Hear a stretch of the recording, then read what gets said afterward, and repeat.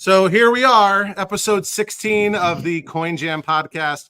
Maybe we should call this episode 16.5 or 16.1 because, like a bonehead last night, and I'm never going to do this again. I had scheduled two live streams in advance, one on Thursday night, one on Friday night. The one on Thursday night was intended to be the monthly members-only live stream for Overtime Arcade channel members, and I had also, right at the same time, scheduled, and there goes Chance. Okay.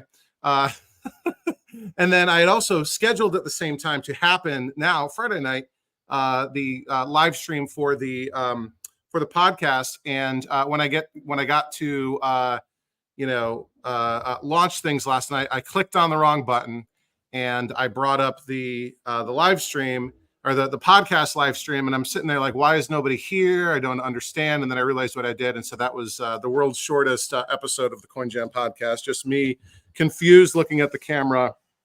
And I did get a couple comments before I went and deleted it. So thank you, all of you who have made it back to us this evening.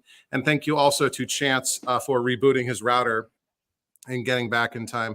We'll go around the horn and introduce everyone real quick. I just want to say hi to everyone who is in the live chat right now. We've got Arcade Alex, who I think was one of the folks who commented on the last night's accidental live stream, along with Mr. Airwalk, who I think also was one of them. Jumping General, another regular here. We're getting the party started.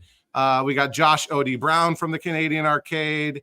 We got Sean Cruikshank and Jerry Voluptuous from and Angelina, who are all Overtime Arcade channel members. And we've got Sam joining us along with Chance in the live chat. So cool. So we'll go around, quickly introduce everyone. So I'm Charlie from Overtime Arcade. If you're watching this live, you're watching this on my channel, Overtime Arcade. We'll go around to our my co-hosts here, starting with Chance. Say hi, Chance. I think Chance is maybe having some audio technical difficulties, and there goes Chance again. So Chance is one half of the Canadian Arcade, along with Josh, who's in the live chat. And we have a very, very special episode today. So unfortunately, one of our regular co-hosts, Kay from Prime Arcade, he wasn't able to make it. Something came up. We hope everything's going okay.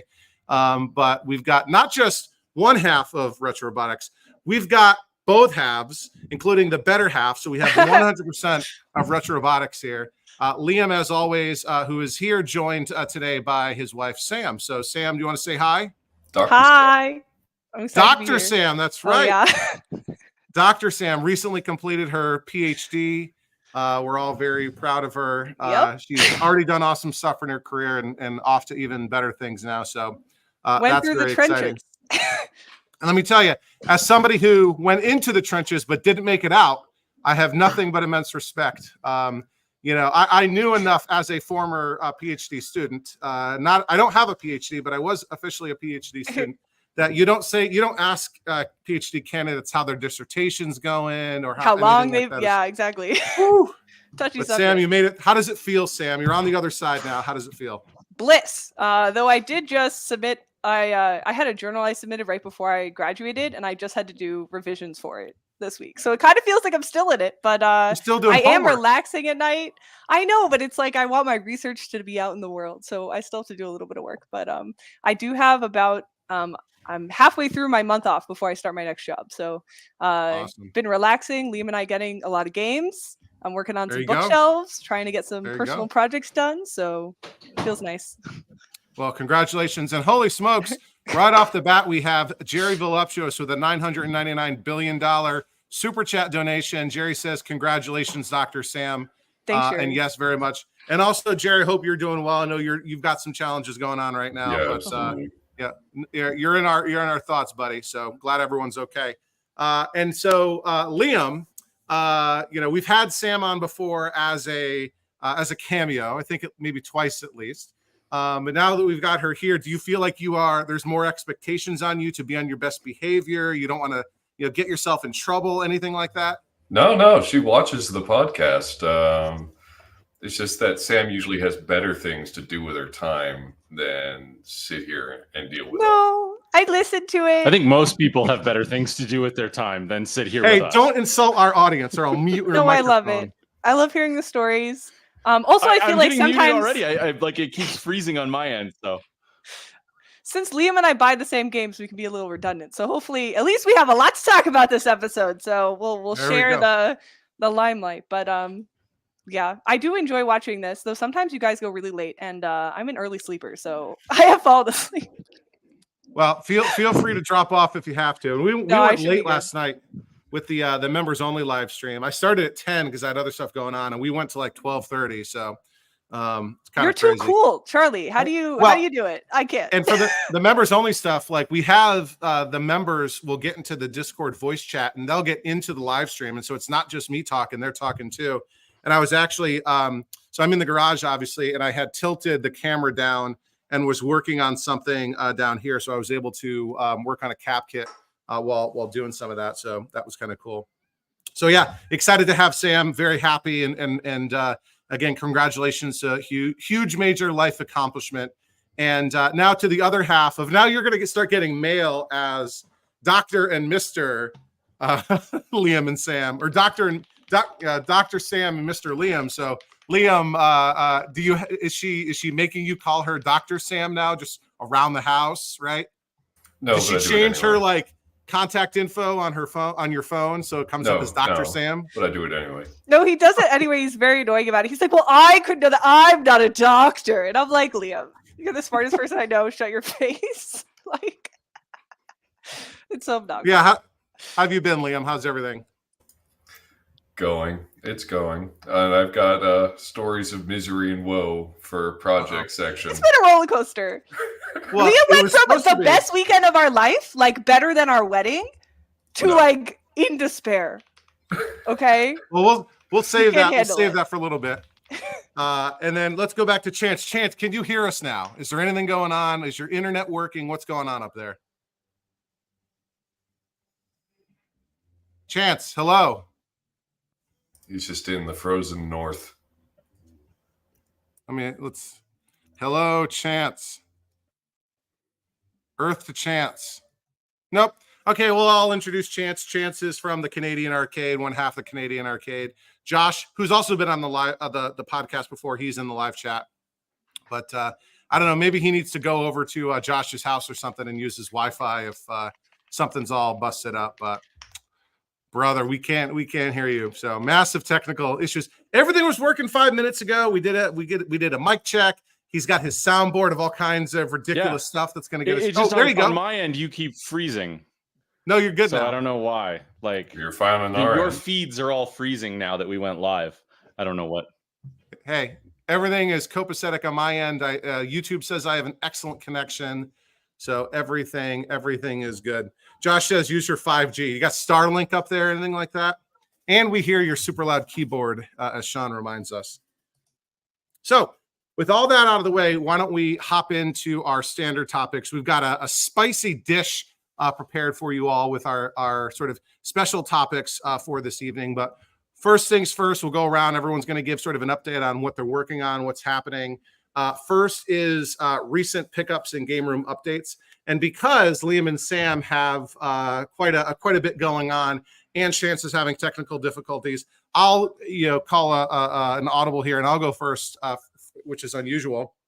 So for me, my sort of updates, well, as you can kind of see the background here, right here, Primal Rage is done. Primal Rage is complete. That project is done. It's waiting to be picked up by its new owner. So I've technically sold a game for the first time ever. So that'll be good. Thank you. Those videos did not do particularly well. I think it's because my audience really prefers 40-year-old games, and this is only a 30-year-old game. So it is what it is. Kind of interesting, especially the last episode. I bought artwork from Galloping Ghost Reproductions for the first time.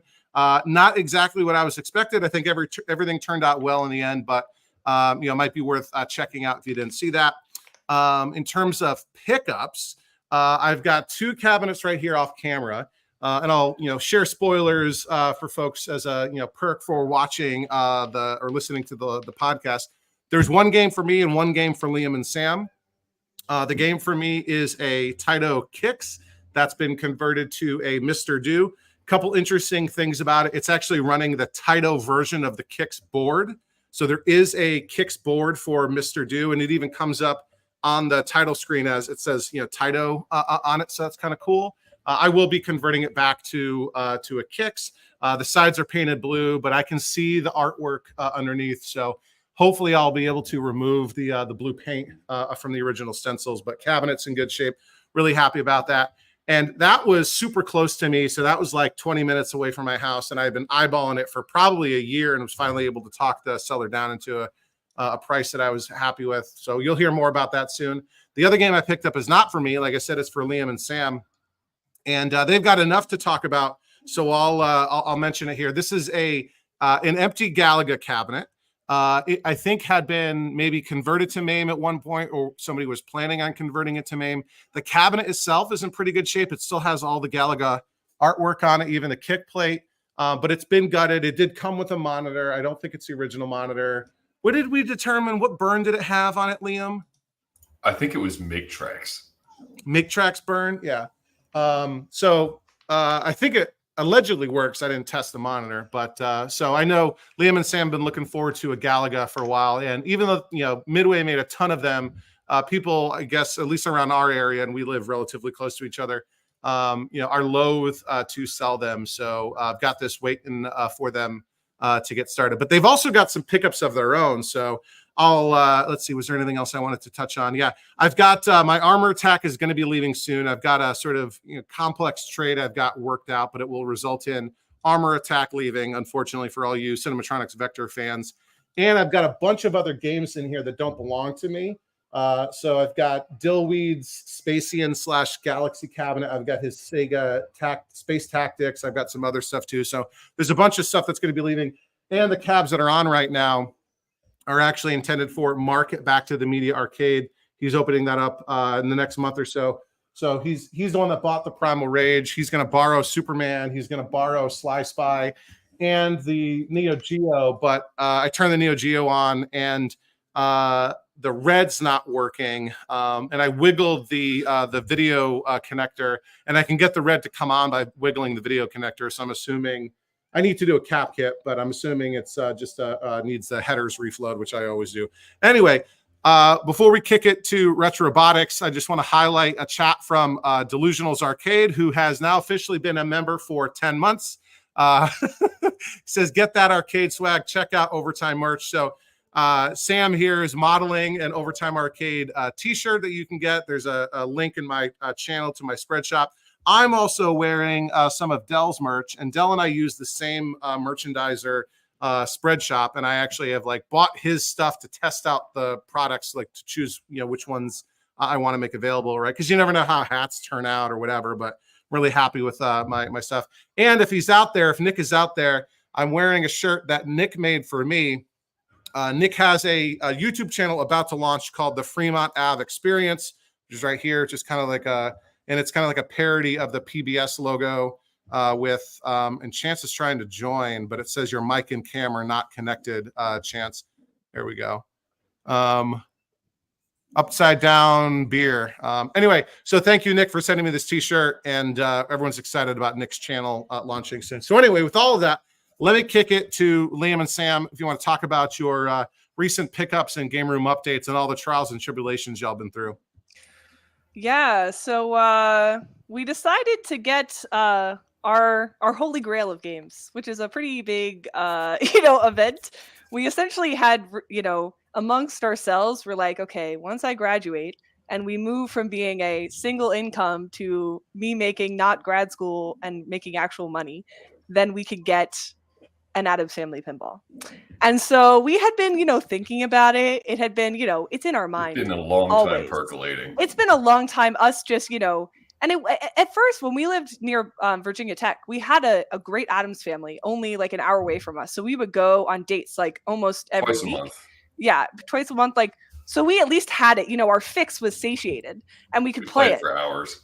But then depressingly, we came to Maryland, and the closest Addams Family is at Crabtown, USA, which is a pretty cool arcade, except that their Addams Family is so bad. Like, it's depressing. Like, we went there as a date and we're like so excited, and we play it and it's like off kilter. You can't even make a shot. You can't even get any points on the board. And we were like depressed. The vault turns the tile is tilted to the side, so when it reveals the vault shot, anytime you actually lined it up and shot the ball, it would shoot right over the vault and into the trail behind it.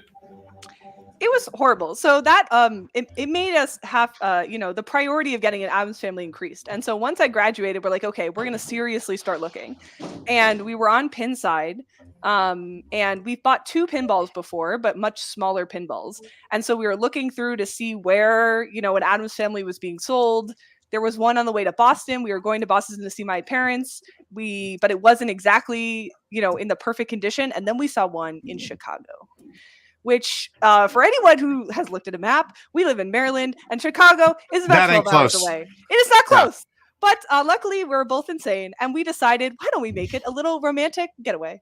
So last weekend, we decided, it was a long weekend. Liam took Friday off, and we're like, we're just going to drive to Chicago. We've never stayed a night to get an arcade game, but we're like, screw it. We got Liam's mom to take care of our dog, and we booked a hotel, and we're like, okay, we're going to drive up. And then we're like, what else is in Chicago? Liam, what else is in Chicago?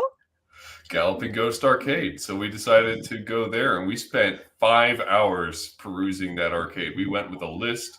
We finally got to play iRobot, which is my holy grail of video arcade games. And it was everything that I had hoped for it to be. It was absolutely fantastic. And Galloping Ghost blew away my expectations. Like, if people could go, you should go. It is like the coolest arcade we have ever seen. I think we'll ever see. Like, we have peaked. I don't know where we're supposed to go now. Like, literally so many games. And the best part was we got to talk to the owner, Doc Mack, and he was the coolest guy. Like, he was so kind, really generous with his time to meet with us, chat with us, nerd out with us. And he just had so many cool stories of him getting people who created these games to come in and have mini reunions and celebrate the people who made the games that we love. And he got to meet all of them and have these crazy interactions with them. So honestly, it was a once in a lifetime experience. And that was the day before we got our #1 game of all time. So that weekend, it's like a second honeymoon. Exactly. Well, we haven't even gone on our honeymoon. We got an Addams Family instead of going on our honeymoon. But priorities. My mom was literally like, I'm just glad that you guys are on the same page, because I would have rather go to Europe. And I'm like, well, we'll eventually go. But an Addams Family is going to be at our house forever and bring us joy and everyone else joy. So, yeah, we got the Addams Family on Saturday. We drove back. And then, Liam, what did you happen to do on Sunday? Not 30 minutes after we were heading back with the Addams Family, does another game pop up on Facebook Marketplace that could not be turned down. It was the cleanest, nicest, most beautiful, all-original Sinistar I've ever seen. It also happened to be the cheapest Sinistar I've ever seen, empty or not. It was crazy. It's absolutely complete, barely a scratch on it. No burn on the monitor. It's just rug pattern. Rug pattern doesn't work, but for that price, I've seen water damaged empty cabinets go for almost twice that. Yeah, definitely. Usually, we're pretty good with our arcade budget, but this was one case where I was like, well, Liam, we'll advance the budget. So now we don't have this month's budget. We don't need a car next month. And Addams Family was just outside of our normal arcade budget. But I went up after we got back at midnight on Saturday night. I drove at 5 a.m. Sunday morning to go get the Sinistar, which was in Pennsylvania, and brought that back. And we've already diagnosed what's wrong with it, what's causing the rug pattern. So we're just waiting for parts to see if we can bring it back to life.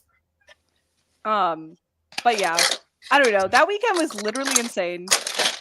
I don't how can we top that? Getting Addams Family going to the best Chance, arcade turn in the off your world. mic. Yeah, Adams and And getting a Sinistar are the Sinistar. perfect Halloween games. Like, Liam was literally, we were at Galloping Ghosts and we were playing Sinistar, and Liam's like, oh my god, I can't wait until we get a Sinistar. And the next day we have it. Like, we actually talked with Doc Beck about it too. Yeah. We were talking about Well, Sinistar. And you guys go all out for Halloween. You did a tour of your arcade in your home when you had everything decorated for Halloween. And so what two awesome great additions for Exactly. Halloween 24 then, the Addams Family and Sinistar. So I'm so ready. I'm trying to That's think so of like cool. arcade themed costumes, and I think the best one I can come up with is Dragon's Lair or Space Ace, like the whatever the girl's name is and the guy. not Princess Daphne, but the Space Ace Princess Daphne. Yeah. But I just like space things, but like the space genre of it. What about, I mean, it would hard. Are you're planning on doing like a couple's costume? I like couples because costumes. Yeah. what a cool one, but it couldn't be a couple's costume. You could be the Solar Fox girl. No, we thought about that, and Liam could be Major Havoc. So we have thought about that. We've discussed it.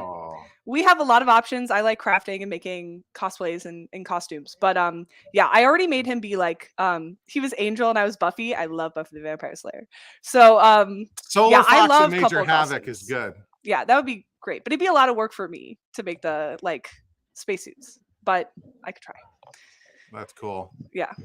That's cool.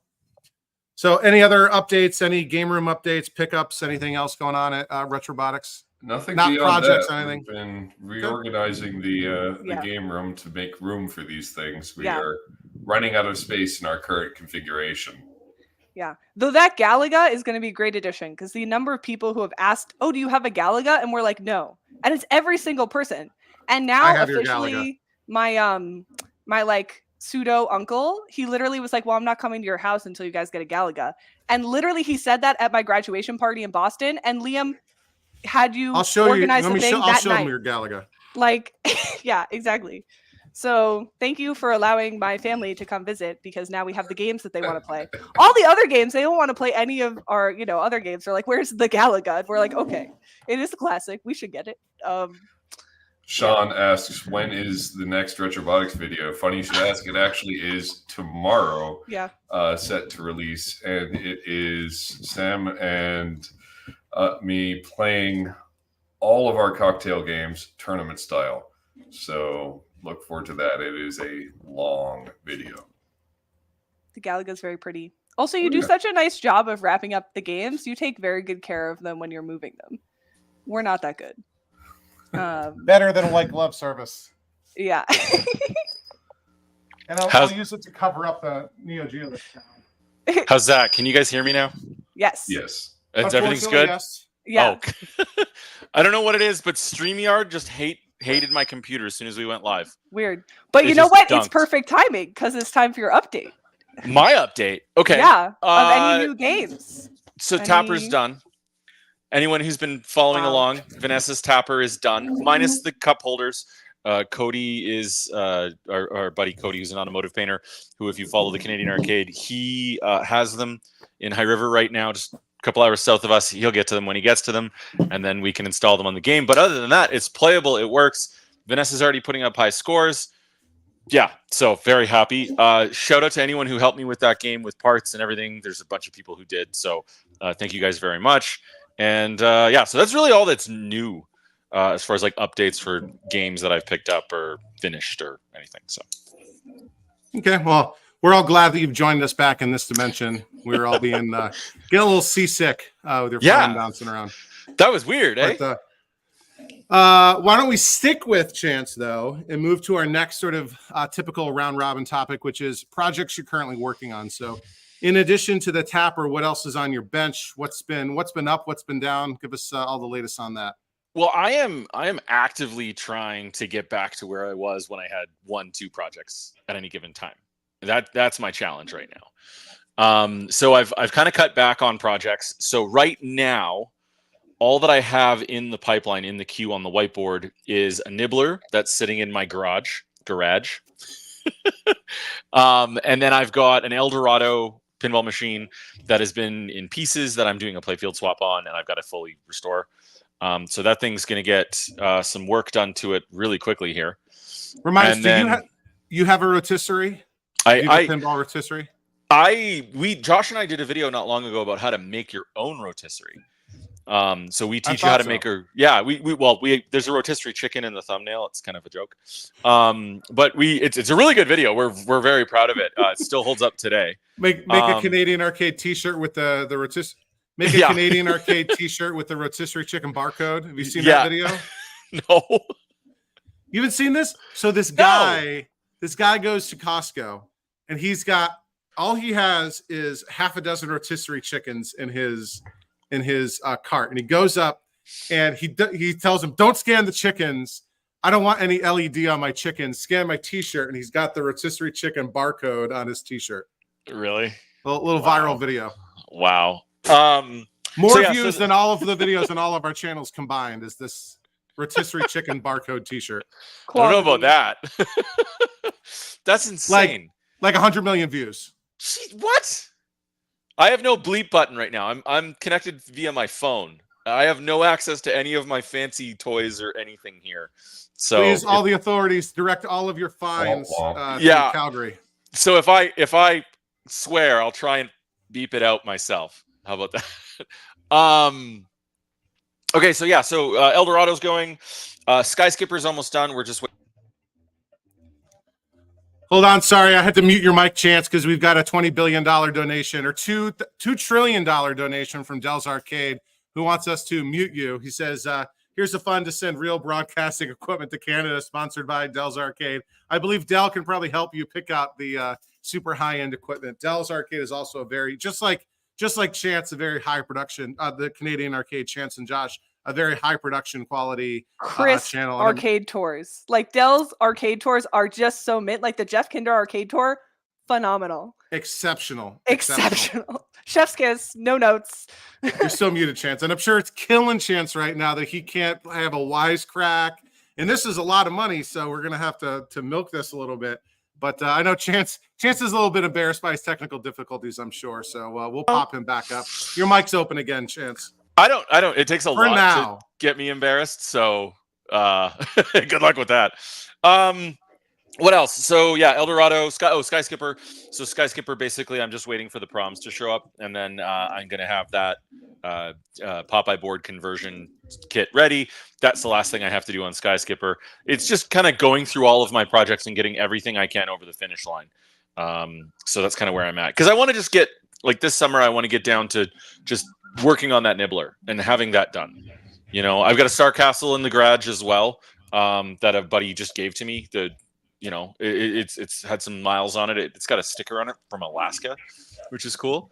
But yeah, other than that, let's thin the project herd down a little bit so I can focus laser on what has to be done. I'm clearly not doing that here with the 20 some odd projects immediately behind me. Liam and Sam, how about the two of you? You know, in addition, you mentioned a little bit the games that you've got. You know, what's on the workbench? What projects are you currently working on?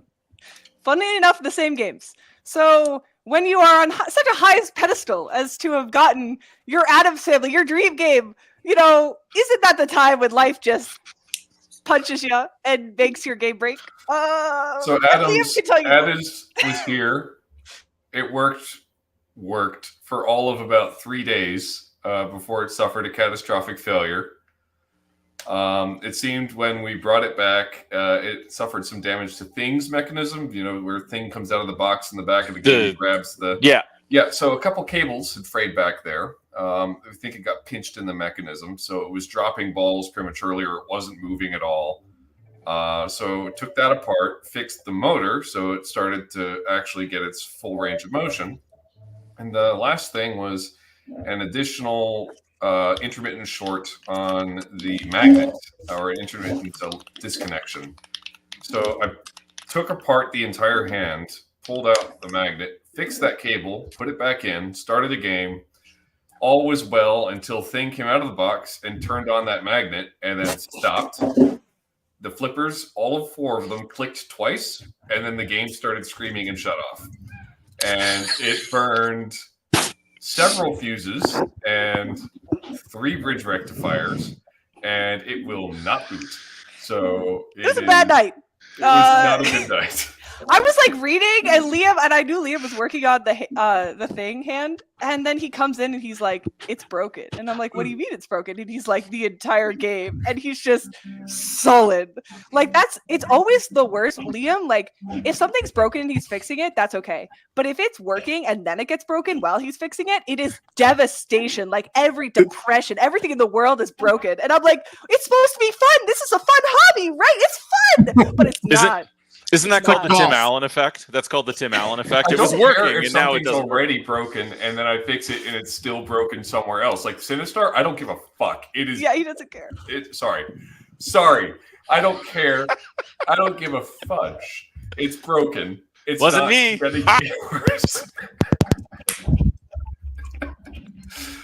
But Adams was, it went from being the most expensive coin-op game we've ever purchased to being the most expensive paperweight that has ever been in our house. It's a real expensive paperweight. Let me tell you. So we'll give you a pass on that. We understand the emotional trauma that you're going through right now, Liam. Yeah. My God. No, it's. I don't even want to go in the arcade right now because Adams is in pieces all over one side of the arcade. But I like to spin it like, we haven't done a lot of pinball repair, and Liam's going to get really intimate knowledge with fixing this Adams, and that's just going to help us in the whole I'm learning a lot about of our ownership. PC power drivers.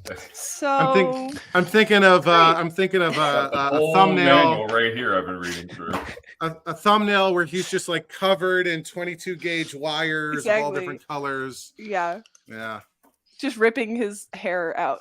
Well, welcome to the suck, man. I've been doing it for like a good 6 years, like for our bar downtown. Like there are games that you just won't want to touch at some point. We have an Avengers down there, and I just like after like 2 or 3 failures, I was like, you know what? Like you can call someone else. Like I don't want that game gone.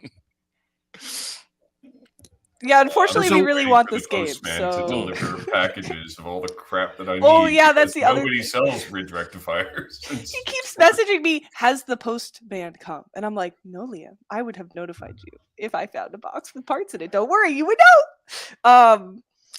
Yeah, but it's okay because if I know anything about Liam, is that eventually it'll get fixed because he won't stop until it is fixed. So, and then I get to play it again. So I'm very excited. And you're gonna appreciate it more because it's a game. Exactly. I'll just be that much more paranoid when your dad comes by and starts shaking the pinball machine. Hey man, they're industrial machines. They're meant to be beaten on. That's what we told them. Yeah. Yeah. Oh, and we got some on the outside. Yeah. We got great advice from the sellers of the Addams Family were very kind. We met the husband and wife, and Liam is like terrified of when we have kids that our kids are going to ruin all of our games. And I keep trying to find positive examples. And they had a 4-year-old who was extremely great with their games. Like he was playing a separate game while we were moving out Adams, and he was quiet, just playing his game, all amused by himself. And I'm like, could you enlighten us with how you achieve this? And they told us that the trick is explain why the child shouldn't do whatever you want them to stop doing with the game and how that would affect them getting the enjoyment out of the game. So like, don't smash the buttons because what if the button breaks and then you can't play your game? And so I'm excited to use this new knowledge in our future. In my experience, does that rational arguments don't always work on 4-year-olds. Okay. No, I've been thinking that really for good years. 4-year-olds. I've been thinking that for years, but like when we have friends come over, because like a major part of the reason why we built our arcade was so that like our friends and their kids could live vicariously. Like we could live vicariously through them because Vanessa and I are probably at this point not having kids. Okay. And like, so we're like, you can't rationalize with these kids. It's like, don't go to the candy machine and turn that dial because it's free like mini eggs and M&Ms, or don't smash those buttons. You can't rationalize with them. They're going to break it, but no, good luck. You're backtracking. Okay, you're backtracking. I had a positive experience.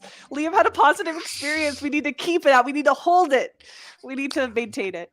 Charlie, what about your kids were good when they came over? Well, and they're used to games, but if they get really frustrated, they will start pounding on control panels, like pounding their fists. But what about the Sinistar? What's going on with the Sinistar? Sinistar has got a bad multiplexer. That's the cause of the rug pattern. So it displays a 031 error on the ROM board, which is actually a 131 error, which indicates a bad RAM. but the RAM tests good, and it's all socketed, so that was easy enough to test. So it is, in fact, one of the 4 multiplexers on that board that has failed, and that is verified with the logic probe. So I had to order some of those, and unfortunately, they're not something that's carried by APAR. You have to get them through Jameco, I think it's called. But or Jameco. Jameco. I bought a whole bunch of them, so they're just. Is it Jameco or Jameco? I have no idea. I think it's Jameco. I'm pretty sure. It's not kind of like Jalico. Yeah, whatever it is. I bought a bunch of multiplexers. So the hope is that we put the multiplexer in, either we get another easier error or it actually works. So given that it has all new RAM on it and it seems to be, well, all the voltages check out fine. The power supply has been rebuilt. So those are the 2 things that the previous owner said that they had done to try to fix it. I'm hopeful. So we'll see. The monitor works. Guess that rug pattern. So very cool. So as for me, what am I working on? So I'm getting these games to go to Back to the Media, opening soon. Sly Spy is totally done. Superman's totally done. I'm a little bit disappointed that I'll lose Superman for a while, because I've been using that as my JAMA test rig. Primal Rage is done, except it needs locks and leg levelers. But I've got them. I just haven't put them on yet. And I've got the Neo Geo needs some work. I need to cap the monitor, reflow the headers, and there is a chunk missing out of the front panel, the kick plate, which is like a swinging door, right? Because this is actually a Bally Sente SAC 1B that has had the last Sente game it had, and it was Trivial Pursuit, which is a terrible game, despite what anyone says. And I'm going to be restoring it to a chicken shift, but I've got to repair. Literally, it looks like somebody kicked their foot through the front plate. So, but now I have the right matching vinyl that will fix that. So, let's see. Other than that, what have I been working on? So, also I've got a Qbert that's intended for Mark's Arcade at Back to the Media. Last thing I did on that was fix a Cortec monitor. So that's going to be a J-Rock Qbert. So I feel okay about not using a period correct monitor. So I've got a 19-inch standard red Cortec. I think it's a KTN 2001. That was a huge pain to get that monitor working. I'd never worked on a Cortec before, and they don't exactly have great reputations. But that was a challenge to get up and running. But I did an episode about that. What I'm working on right now that I was working on last night is a little bit of preventative maintenance on one of my own games. So I'm doing a cap kit on the NBA Jam sound PCB. So these have a really bad reputation, I guess, from the era, early 90s capacitors, leak.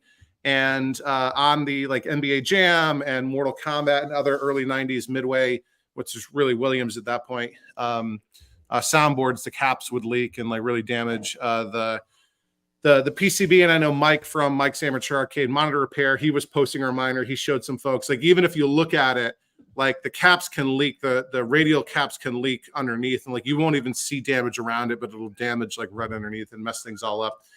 And Mark himself from Back to the Media is also an Overtime Arcade channel member.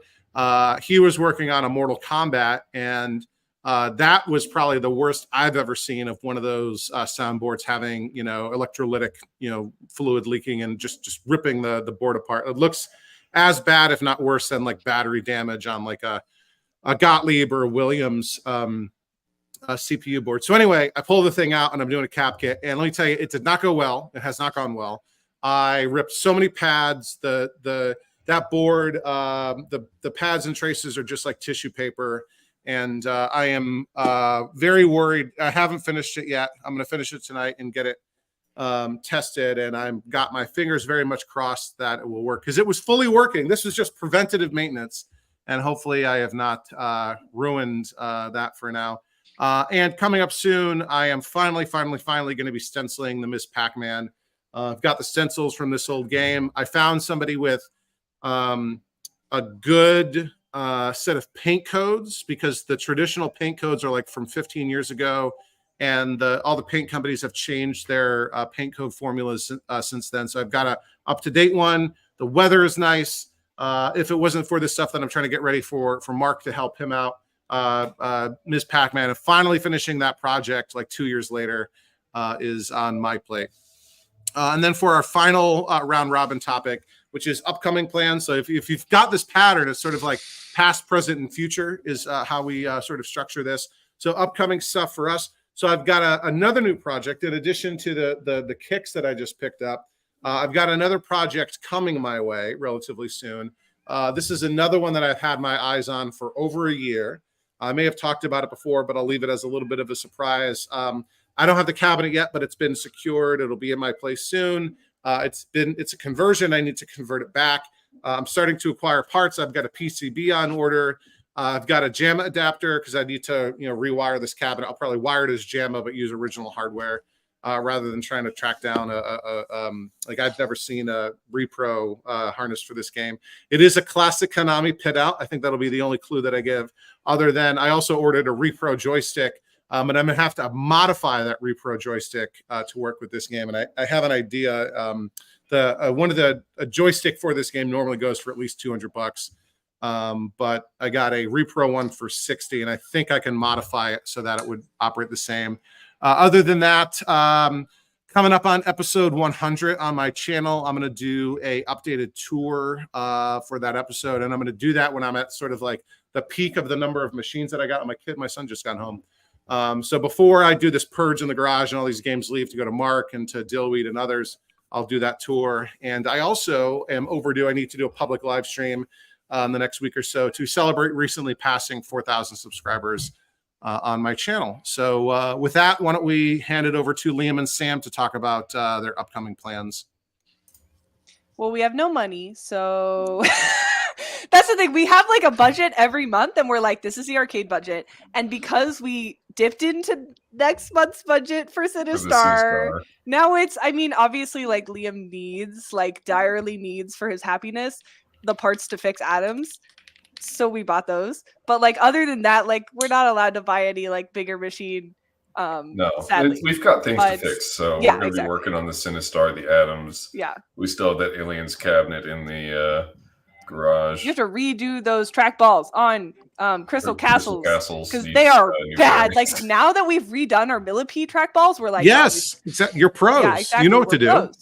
Well, we have the stuff for it. I just need to do that. The other thing recently that we did was rebuilt the audio module on X-Men, which was a adventure and a half. That was another roller coaster. This is the thing. It's like sometimes Liam gets into fixing them, hey, I got and then it breaks, and then he's so depressed. I'm like, honey, like it's your after work fun thing, and then you're sad, and then how do we So, but then you eventually fix X-Men, so it was all happy again.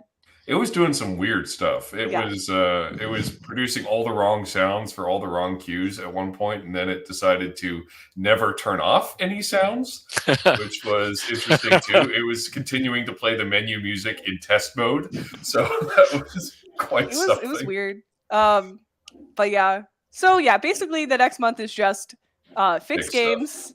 And I'm trying to get ready for having some kind of party at some point. Yeah, and hopefully actually like film this iteration of the arcade, because like we filmed a tour last year, and I think that this is like, a good just because it's an annual tour. Like I'd love to have it for every year of like our life. It'd be great, but I think it's like now packed. Like last year we had our main arcade room, which is what is in Liam's photo behind him. And then we had our room that we were using as a workshop. And then we had our cocktail lounge and our pool room. And now we have all of the three main rooms are full of arcades. Like we have a whole room that's just vectors. Like it is so awesome now. And so I really can't wait to like just show it off. Well, and I'm sure you'll have the Adams working again by Halloween, right? Well, yes, by Halloween. It's not that big of a listening to the problem, like you put a couple of days into it, it'll be fine. That's what I'm hoping. It turns out that the reason it's not booting, I suspect, is because the Rocket CPU board that's installed there has what's called a no reset fix on it, which means that instead of running on 5 volts like it would normally, it runs on 12 volts. Well, the fuse that blew controls a 12 volt supply, so no 12 volt supply modded CPU board will not boot. Yeah. So that's what I'm expecting is happening there. But then he posted a bunch of questions to Pinside, and I realized like we've been on K-Love a lot longer, like more frequently than Pinside, because we only it's only our third pinball. And the K-Love people will go in the weeds with you. Like they'll be like, oh, this problem? I've seen it. Here you go. Why don't you? Oh, you're welcome. Like they're so helpful. And the Pinside people were like, well, they were also very helpful. They were kind, but they were like, you could also just buy a bring new it to one. a shop. They're like, bring it to a shop. And I'm like, excuse me, we don't have all the pinball money. Okay, we're not you guys. Okay, this is our like, splurge. Okay, we can that's just a bring it list. to a shop. It depends. Sam, it really depends on what era of pinball you're talking about. If you go in there with an EM problem, those guys jump on it and they're thorough. True. Okay, yeah. But like what my experience, like especially when we have like a game fail at the bar, it's like, and I can't figure it out, and I go to Pinside, you get those odd people that are like, yeah, just take it to a technician, and I'm like, dude, I am a technician. Like that's what I do. Like as a side hustle, is I fix pinball machines. And like the problem is there's this big chunk of pinball buyers, especially in the last decade, who just have all the money in the world and they just buy the newest thing, especially like when it's like way overpriced, Stern, and zero tech skills. Zero tech skills. So that their default response is, I'm not going to help you. Just go to a technician. So they hire somebody to reboot their Wi-Fi router. Yeah. But you see, my IT is my husband. So that's how my and you guys have a full server rack in your house. We do. Yeah. So you're not the average. We're not the average family. Before we get to Chance, we've got a couple minutes ago, Overtime Arcade channel member Zoner69 just had a super generous $2.4 trillion super chat donation. So not only, I actually just met Zoner earlier this week. I spent a Monday evening with him. I was in Southern California for work, met up with him, met up with Sean Cruikshank. They're going to be featured. Well, they've got a cameo in an upcoming video that'll be released in the coming weeks. So that's really cool. And Zoner says, let's give away a membership, High SOBs, which of course stands for Sons of Berserk, right? Given the family-friendly nature of our channel. So let me go in. I don't know about Liam. Why doesn't it let me? My nickname at NASA Langley was Sam the Sailor. So I am on my best behavior tonight. I am really trying hard to reduce Charlie's work. And I think I have all of you beat. I think I had this unfamily-friendly language. So I don't think you can really understand what being a woman in engineering is when you have to assimilate. If you're the most inappropriate and the most vulgar, then you can't ever be excluded. So actually, I play hard. I play hard. One of my best friends, his wife is in the Air Force. She was an air traffic controller. So I completely empathize. I completely understand where you're coming from. Yeah, it's like a weird, like you're like assimilated, like you go the 180 off as far as hard as you can. So yeah. So I'm trying, and I had this problem before. Mm-hmm. I'm trying to figure out how to give away a membership, because right now it's only letting me do super and everyone else who's on this live stream right now can agree with me. YouTube is a buggy piece of garbage, especially for content creators. They put 99% of their effort into the viewer-facing stuff, 1% into their advertiser-facing stuff, and 0% into their creator stuff. And if you watch all the videos that they write about YouTube, talking about new features on YouTube, they're constantly getting dragged in the comments from creators like, literally, we've been asking for this for 10 years, right? Zoner says reported.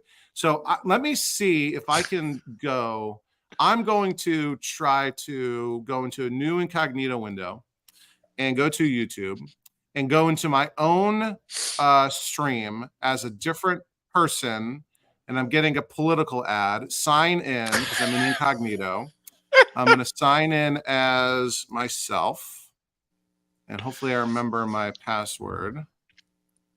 While you do that, do you want me just to go over what I'm looking for and kill some time for you? Yeah, do it. Do it. It's going to be real quick. If anybody has a Play Choice 10 Wild Gunman cartridge. I do, but not for sale. Not for sale. Yeah, that is for sale. Let me know because that's next on my list. And then one of the narrow cut corner panels for a Dynamo cabinet. I have like cash or trade because I've got the wide panel, like the universal panel with all the buttons on it. I have it freshly powder coated, and it doesn't fit the HS2 cabinet that I have. It's an HS5. width. So I need the narrower one. Normally I'd put a graphic up on screen, but I'm having technical difficulties today. So yeah, that wasn't enough time for you, was it? But you got the tapper handles, right? Yes. Oh, that's God, yeah. So I'm so happy for you and your wife. Oh, don't be happy for me. Be happy for Vanessa. Yeah, I'm happy for Vanessa. I mean, hearing about how you needed them so desperately, I was like, I hope you get them. Actually, you know what? I figured it out. Okay. You're a real YouTuber, Charlie. My goodness. So, again, as a creator, when you're streaming, there is they call it like the studio or something, right? You go in and you can like watch the live stream, look at the stats. There's a chat. There's all this stuff, right? And if you click on the, like everyone should probably see this $ thing next to the chat box, right? And that's where you can do a super chat. You can do whatever. And that's also where I'm supposed to be able to give away memberships, right? But that doesn't work in studio. I have to open up the stream as a viewer, as myself, and go in and do that. So I'm going to go in and donate. No, I don't want to do that. Oh my gosh. Those handles are very nice. I have member. Okay. So it's not going to let me do it the right way. It's so maddening. I want to say Tapper is one of the games that Liam has brought me over on, because at first I played it and I was like, I don't understand why you want this in our house.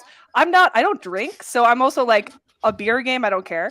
But then we've started playing it more in arcades, and I'm like, okay, this is pretty addictive. And I played it on her own at Galloping Ghost. Yeah, I know, that was a rare. I was like, oh, Liam's playing Sinistar again. I'll go play Tapper. So it's super addictive. Like on the list. It's super addictive. Like I've played it quite a bit, and it was like, so downstairs in the arcade, like I only had it on an arcade SD on this thing. And Vanessa would like come down here and it'd be the only game that she would play, because I've got like a universal panel. I like this modular camera thing. This is great. And so she would try playing it on this cabinet, and it just like, she would get frustrated, but it was the only game she would play. So I'm like, I should build her a Tapper. I love that. What a romantic gesture. I mean, Tapper is fabulous. Yeah. Oh yeah, that's the other thing. I love the character. His little dances. He's so fabulous. He's like, I did it. He's adorable. Same guy that's in Domino Man, right? Yeah. Is it? Does he have a name? Liam and I have been trying to name him. What was the name we picked? It was from Lord of the Rings. Domino Man. Domino Man. So, all right. So I've got it all figured out. I need to do right by Zoner.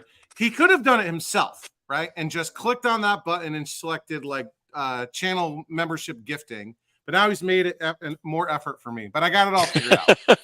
The other issue is, I mean, that's what he's paying you for, right? Yeah, exactly. Yeah. YouTube also does this thing where I get 10 channel memberships per month to give out for free 1 month trials, right? Wait a minute. You had free ones to give out, and you made the rest of us on the show pay? Well, they only recently started this. This is the 3rd month. So I did the first one in February during the Super Bowl halftime show. And then I did another bunch during another recent live stream. So this is my 3rd time where it just got refilled. And I was waiting to do that for the public live stream. And I was going to buy them now and use the free ones next time. But Zoner, I'm going to do the free ones now because it won't let me click. It won't let me say cancel. It's forcing me to use the free ones before I can buy stuff, which seems dumb for YouTube. So I'm going to go ahead and do membership gifting. And I'm going to do this in 2 blocks. So I'm going to give away 10 free memberships. I'm going to do it in 2 blocks of 5.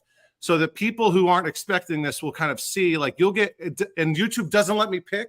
It's totally random, which is also dumb. Twitch will let you pick specific people to give, they call them subs on Twitch. So it's going to be random. So you need to be here and watching. And you might get a pop-up that says allow, right? Like allow yourself to receive a gift. So if you miss it the first time around, we'll do 5 now and we'll do 5 in the next hour. So thank you to Zoner for this. So I'm going to click the button. So be ready in case you get a pop-up to say that you accept it. And Sean has a nice little reminder here that you need to be on a personal account, not a brand account. So if you're doing this for like work, you want to switch over to your personal account. So here we go. Clicking on membership gifting, gift 5 now, and it should be go through. So it's just been announced. Let's see who got it. Stephen Gregor, Owen Crawford, Kyle Bander, Ulysses Newe, and Matthew Damian. I think Matthew is a second-time recipient of a free 1 month channel membership. And is Stephen Gregor who I think it is? No, right? That's not somebody we know, right? Is that something you got? No? Okay. I don't know. You got to say something if I'm looking at another screen. So I think that's cool. So hopefully everyone enjoyed. Yeah, is that the arcade shop guy? That name rings a bell. Yeah, let me look that up. I'm pretty sure that's Steven's name.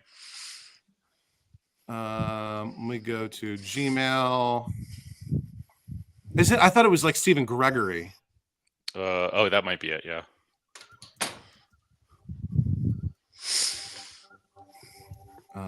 The track mode on that Primal Rage is throwing me off. It's hilarious. His last name is Gregory. So unless this is like chopped him off, Steve Gregor, right? Very close, very close. So congratulations all who got it, and stick around. If you didn't get one, we'll do another 5 in the next hour. So thank you again to Zoner69 for making that happen. Yeah, I think it's Stephen Gregory. So isn't that interesting? 2 people in this hobby with the exact same name, except the last letter is different. So isn't that cool? So where were we? Probably we should move to the main topics of the evening. We should move to the main topic, right? We're up at the top of the hour, and this topic was selected by our very own Chance. And I think Chance is eager to what's the right term here? To get canceled, to have a cathartic experience, right? Like there's this trend where people apparently like go into the woods and scream, right? And it's good to like get it out and don't bottle this up inside. So the next hour or so is going to be mostly Chance ranting about the things that annoy him in life, right? Sure. Think of the Family Guy episode, you know what really grinds my gears, and we'll have interspersed with myself and Sam and Liam sort of chiming in with what we think about that. But so the overall topic here is basically what ticks off Chance, right? And so among these things are things like, what does your spouse or significant other think of the hobby? Are they super awesome and participating in, aka an enabler, like Sam, right? Like just as much into it, if not more, than you are. Do they merely tolerate it? Do they sort of sort of tease you about it? Do they hate it? Anywhere in between, right? So that's going to be one of them. We're also going to talk about games that are garbage, right? Maybe some unpopular opinions of games that maybe everyone thinks is great, but we personally can't stand. Chance has some hot topic opinions there. We're also, and then continuing this thread of going down the rabbit hole, going to talk about toxic people and or themes in the hobby, right? Things that maybe drive people away or get people to sort of, become very private about their participation in the hobby. And then again, anything else that grinds Chance's gears. So before we jump right to Chance of this, we'll talk about what does your spouse or significant other think of the hobby? I want to ask Liam and Sam first, right?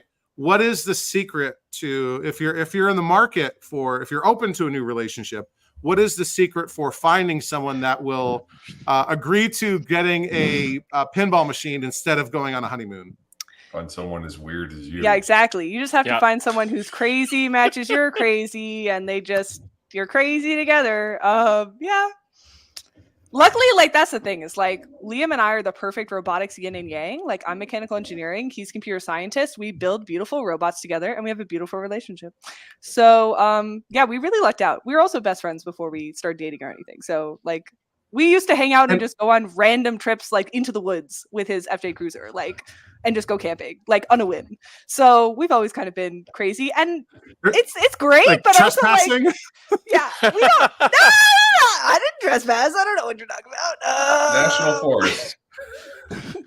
So did you guys meet at work? Did you meet at school? Did you meet at some gaming related thing? Yeah, we met as interns. Sam hired me. Yeah, I did actually. We were. Is this serious? Hold on, wait. HR violation. No, it's not. My She boss hired you? No, yeah. Yes. My boss, okay, so I was what we call a chief intern because Okay. I'm a boss. Chief so, intern. That, yeah, like, basically of the interns, I was like the one in charge. I was leading us developing this robot. And my boss was like, couldn't get to the appointment for Liam's interview with like, there were like 3 other people there. So he's like, hey, Sam, can you go to this interview and tell me who I should hire? And I just remember distinctly, like Liam's on the phone and we were asking him questions and I like asked about, oh, what do you do for your hobbies? Like, what are your personal projects? And I could just tell like his enthusiasm about figuring out problems. I was like, this is the person you want to hire because you want someone who's going to be working on it and thinking about it all the time because that's just what they're interested in. And boy, was I right, because then like, I mean, I was top dog, but then Liam was like, after I left, Liam was top dog. And like, Langley blessed. Like, they were so lucky they had us because I built the robot and then Liam made it actually do autonomous work. And so it was like they got so lucky. Did you write down on your interview feedback? And oh, by the way, he's cute at the end. Yeah, well, there was no. It was just a phone call, so I did not know. That he was, you know, so dashingly handsome. You didn't see what he looked like. It was just over the phone. So it was like 1980s, like call in blind date kind of thing. Yeah. Yeah. And then he showed up and I vividly remember the shirt. He was wearing a Wally like button down shirt and it was very cute. And now it's mine. I stole it. But yeah. And he didn't have long hair because he cut it to be like professional. And I love his long hair. So I'm glad that it's, you know, now long. Liam, you're adorable. He is adorable. Yeah. But we had like faith, you know, like we started as coworkers and then like another summer we worked together and we became like best friends because we were ostracized by other people. Like we were just too cool. We literally like we did a trivia game where we were the only people on our team and every other intern team had like 9 people and it was just us and we got 3rd place and we should have gotten 1st place except that they were not accurate with the orbit, the definition of an orbit. You had to answer like how many times have humans orbited the moon. And there's one where they don't really do an orbit. They do like kind of like a figure 8. And we were like, that shouldn't count. It's not a full orbit.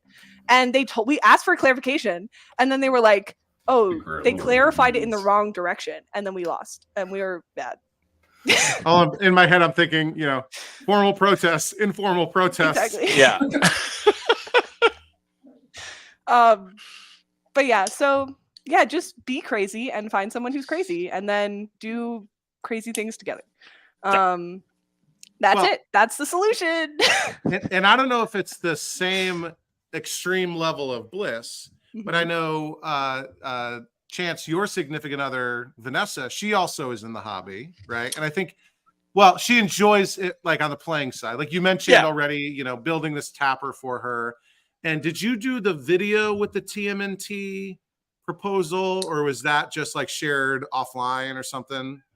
Didn't you do it as a video? So long story short, when we got done on The Last of Us, I ended up buying the turtles that we didn't use on screen.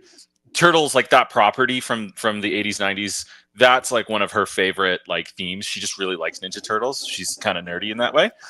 And then, so I'm like, well, I'm just going to buy this turtles for her. And then I'm going to surprise her with it, put it in the living room. And for years, like Vanessa and I have been together pretty much for about 9 years, 8 years and change. And I always used to joke that like, cause I'm not the most traditional kind of person out there in the world. So I always used to joke to her like, well, if you want to get married, you're going to have to ask me. And then just by like sheer happenstance, the way that I didn't even think about this, the way that I proposed to her was I hid the ring in the coin box of the turtles. So in the video, I think it was in our We're Not Dead video, you can actually see this video clip. And so she got down and opened the coin box because she wanted to coin up her new turtles and found the ring box. And she's like, but I had the camera sitting on the dining room table because it was where the tapper was sitting. And now looking back on it, she was down on one knee effectively. She's going to come through this door any second now and be like, no, that's not how it happened. The people are asking for it. Sean's asking for it. Can we get Vanessa on camera? Well, she's watching right now downstairs. If she doesn't feel like coming on, if she feels like coming on, she'll come on, but no pressure to her. But yeah, so that's just kind of how it worked. Vanessa's like, I'm extremely lucky. Okay, now kind of going into our main topic here about like, what does your significant other think of this hobby? I've been canceled. Sorry, you just got your mic muted. Sean, speaking of which, Sean Cruikshank, Overtime Arcade channel member, just made a $500 million super chat donation. He says, Vanessa, please come pull the mic away from Chance. I had to pull his mic quickly. Thank you for the super chat donation. And now Chance is getting nervous and is fidgeting with something, some little light or mounting bracket or whatever. But all right, your mic's open again. This was my backup plan because I had to switch to my phone for StreamYard from the main setup. So is that like a phone mount or something? Yeah, it's like one of those things that mounts on your monitor and it like magnetically connects to your. Anyway, so I full disclosure, like part of the reason when last week when you were like asking us in our group private chat about the what topic should we do, this is one of those things that I think is a very polarizing thing. I've been canceled before about my opinions on the significant other in the role of a hobby, and not just like the arcade hobby, but any hobby. And so like I voiced an opinion on DYOAC a few years ago about this, and I got some pretty negative pushback. So I know it's a polarizing topic. Anyway, I personally I count myself extremely lucky. My wife, and back when even she was my girlfriend, never really, it sucks to say didn't care. She didn't hate on what I did. We have this like story that we talk about every once in a while where about 6 months into our relationship, my buddy Cody, like who had just gotten into the hobby with me as well, Cody was like, anytime something would show up on Craigslist, our version of Craigslist, which is called Kijiji, Cody would just be like, I'm on my way to pick you up right now. We're going to go get it. Like he understood the severity of if something's online, you just go get it. And Cody posted in our iMessage chat, Cody posted a Joust cocktail for like $200 Canadian. So that's what, like $1.50 American. Yeah. Okay, I see Sam's response. Yeah. So it was like $200. And so Cody's like, before even saying like, hey, this is why I'm coming to pick you up, he messages me and he's like, he sent me the link. Like, I'm coming to get you. I'm like, okay, cool. This is like 6 months into my relationship with Vanessa. And it was kind of that point in a relationship where you're always hanging out. You're always doing something together, but you don't always have plans. You might always be over at one person's place or the other person's place. And that was it. And so I didn't have plans with Vanessa that night. And I just messaged her. I'm like, hey, are we doing anything today? Like, did we have anything on the docket? And so she's like, well, no, not really. And so I'm like, okay, well, I've got to run. It was like a 6-hour round trip because it was like up northern Alberta. If you know where Red Deer is versus Calgary, it's like 3 hours there, 3 hours back. And Cody's got like 45 minutes, an hour to get to my place at the time. So he's the one like really putting in the mileage. So anyway, so Cody comes, picks me up.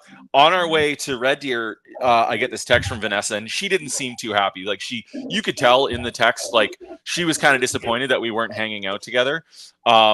She can be mean, but she's absolutely lovely. But the girl's got a good set of claws on her, which I love and respect her for. And so like, don't cross her. Don't get on her bad side. Never cross my wife. She will take you down. She's awesome about that. Anyway, so she met, like, I'm like, crap. Like I know we didn't have plans. And at the same time, like, I think I disappointed her because we were in that stage where we were just hanging out. And so anyway, Cody and I didn't get back to like super late that night. And what it was, just, long story short, it was a Joust cocktail that had a Bubble Bobble bootleg board in it. And Cody's one of his childhood favorite games was Bubble Bobble, and it's a Joust cocktail. So he's like, dude, you take the cabinet. He had no idea what the cabinet was, too. That was the best part about it. And he's like, I'll take the board, you take the cabinet. I'm like, done. Like, we'll split it, we'll split gas. Let's go. Anyway, so the next morning, Vanessa comes over. It was like the next like afternoon or something because we had been up. Cody and I didn't get home till like 2 a.m. And Vanessa comes up to me and she's like, "I'm really sorry." And I'm like, "Why? Like, what's going on?" Like, again, this is 6 months into this relationship, right? And what is that music in the background, Charlie? I'm muted. What are you talking about? Oh, I hear something in the background. I don't think you're muted. Yeah, I don't think you're muted. I'm muted right now. Oh. Right now, I'm muted. No, you're not. No, you're not. Well, you're talking to us. So you're telling us you're muted and you're not. Okay, well, I mean, we're fine. I was throwing me off, but we're good. Anyway, so Vanessa shows up at the house and Hello? she's like, "Hi," and she's like, "I'm really sorry," and I'm like, this isn't something. This isn't the conversation that like I'm used to hearing from women. Like, you're apologizing to me for something. Like, what did I? Wait, I thought I screwed up. And she's like, "No, like, to be honest with you, the arcade thing is something that you love. It's something that you find happiness in, and you're not crazy. You're not going to go out and spend all of rent and bills on arcade games, and you're not hoarding things. We didn't have plans." And I was like, holy, like, this is the most rationalized conversation I've ever had with a woman. And so I was like, I kind of knew. Well, I pulled my cable. I kind of knew from that point on, like, okay, this is something special. Like, this chick gets it. And again, like, this is, I think, where the polarizing thing comes from. I have seen a lot of times online, and we've all seen it. You post something on Facebook or on Clove, and you inevitably get one or two people that are like, "Oh, I wish I could have that, but my wife won't let me." I'm like, oh. All the time, right?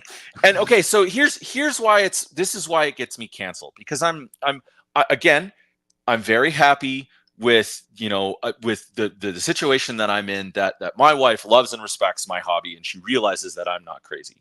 But again, it comes down to that. Like, I'm not crazy. If I don't have the money to spend on something, yeah, right. That's for debate. But if I don't have the money to spend on something, or if I haven't paid rent and bills, then like I shouldn't be spending that money on what I'm doing. Right. And I think there are two kinds of people out there. There are people in this hobby anyway, or in any hobby really. There are people out there who are obsessive, and they must have at any cost. Like, you've seen it when somebody, like, you've got something up for sale and they're like, "Oh, I'll buy it. Can you hold it until the end of the month when I get paid?" And it's like, you shouldn't be buying this from me. Do you know? Like, and then the other kind of person is like, well, their partner just doesn't care, or they don't see that this is something that brings joy in their life. And I guess that's why I've been canceled, because I've been very vocal about it. If you're in that situation, you need to look for a divorce lawyer. Like, if your partner doesn't understand, if you're doing everything right the way that you should, as far as like the kids, the bills, everything's paid, the groceries are paid, you're not a hoarder, you don't have a problem with the hobby, whatever hobby it is, and your partner doesn't at some degree support or understand why it brings you happiness, honestly, that's a red flag for me. So I've been canceled in the past by talking about this. And so that's kind of like my hot take. Like, if you're in a situation, like, there's nothing to be ashamed about. If you're in a situation where your partner specifically is like, "Oh, that's dumb. Why did you buy that?" It's like, okay. Or it's like, you can't, like, don't buy that. Like, now, can we get a gif of that head movement? The little, yeah. But now, your point is, like, it's not the arcades. It's more of like a relationship aspect of like respecting the passions of another person. Yeah. And the person. Yeah, exactly. Like I've talked about this before. My wife is probably one of the biggest Taylor Swift fans on the planet. I'm not joking about this. Like, she's not one of those crazy Swifties that you hear about, in the news. Vanessa is. She's even crazier. No. But like, when I say crazy, that word sucks, because like, her passion is the world that revolves around the industry and the art that is Taylor Swift. She is very extremely knowledgeable about the art that Taylor Swift creates and the history behind. She doesn't like always follow the tabloids, but she knows about it. It's her hobby. It's what she's passionate about. And like, as an example, okay, so a few years ago, we ended up going to a Formula One race, because that's my other passion is Formula One. That's awesome. And well, thank you. And so we ended up going to a Formula One race because she bought tickets to go to the Austin Grand Prix because Taylor Swift was opening, and she knew that I would like Formula One as well to go to that race. That's perfect. Right? We were sitting there waiting for our pickup order, and she turns to me, like, at our faux restaurant that we used to go to, and she's like, "I did something wrong." And I'm like, "Oh, like, what is this?" Is like a year into our relationship, or 2 years. She's like, "I did something bad." And I'm like, "What?" Like, yeah, is this going to be like a difficult conversation? She's like, I bought Taylor Swift tickets. And I'm like, I know enough at this point that Taylor Swift isn't touring, but Taylor Swift is opening, or is like the show entertainment, for the race in Austin. And I'm like, wait a minute, you bought tickets for the Austin Grand Prix? And she's like, yeah. And I'm like, okay, well, I guess we're going to Texas. And can I just ask a question about that? So knowing very little about either of those worlds, F1 and Taylor Swift, I have a friend who's into F1, but I'm not really. Like, I'll watch it if it's on, right? And my daughter very much likes Taylor Swift, and I stuff cotton balls in my ears when she's playing it. But is there much overlap between the Formula One and right? So how does that make sense? Well, okay, so just to answer your question without getting too deep into the weeds like I normally do, a few years ago when Taylor Swift wasn't as big as she is now, she was big enough that the promoters of the Texas Grand Prix, the Grand Prix of Americas, would hire her as a marquee person. Because when you go to a Formula One race, like, it's a 4 or 5 day event. Like, you're there for all the pre-practices and support races and qualifying and everything. And they have to keep people like entertained through that. So she was the entertainer that they brought in to be there for that show.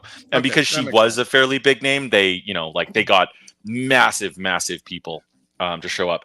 Now, fast forward to today. My 40th birthday is coming up in July. And I know I'm old. And I'm the oldest one on this. You are definitely the oldest one on this podcast. Hang your head in shame. But so my 40th birthday is coming up in July, and as my Christmas present, my wife surprised me with tickets to the Belgian Grand Prix in Spa-Francorchamps. So that's amazing. And well, here's what's really amazing. It's my 40th birthday. It's at my favorite racetrack of all time. Because, like, I've been to Canada, I've been to Texas, I've been to anyway. It's like my homage, and then it also is potentially the year that McLaren, my team that I've been following since I was like a really little kid, they could win this race. Like, if you know anything about Formula One, we're coming back, and after like a good long hiatus, we're finally in a position where we can challenge for the wins. And so this is what I joke to my friends and family, my pilgrimage in Formula One. I'm going to see Spa. But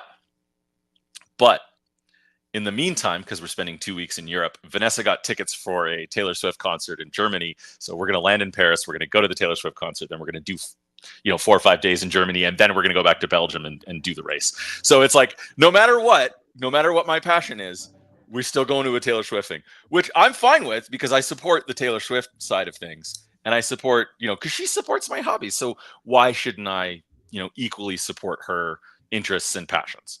That's love.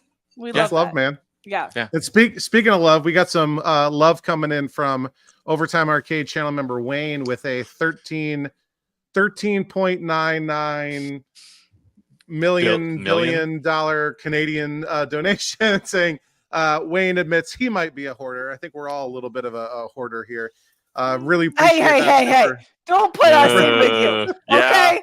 Yeah, we're not doing that. Okay, we're not doing that. I can't do it. Let me say this.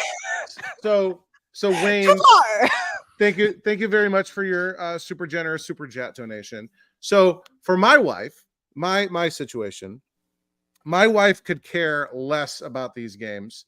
She's not a gamer. She's never been a gamer. She might play like Scrabble or something on her phone, right? All of our kids play games, including our daughter. They all have Nintendo Switches. We have an Xbox. They tend to they like the pinball a little bit because I think it's more kinetic, right? Especially for the younger ones, but they all like playing the games.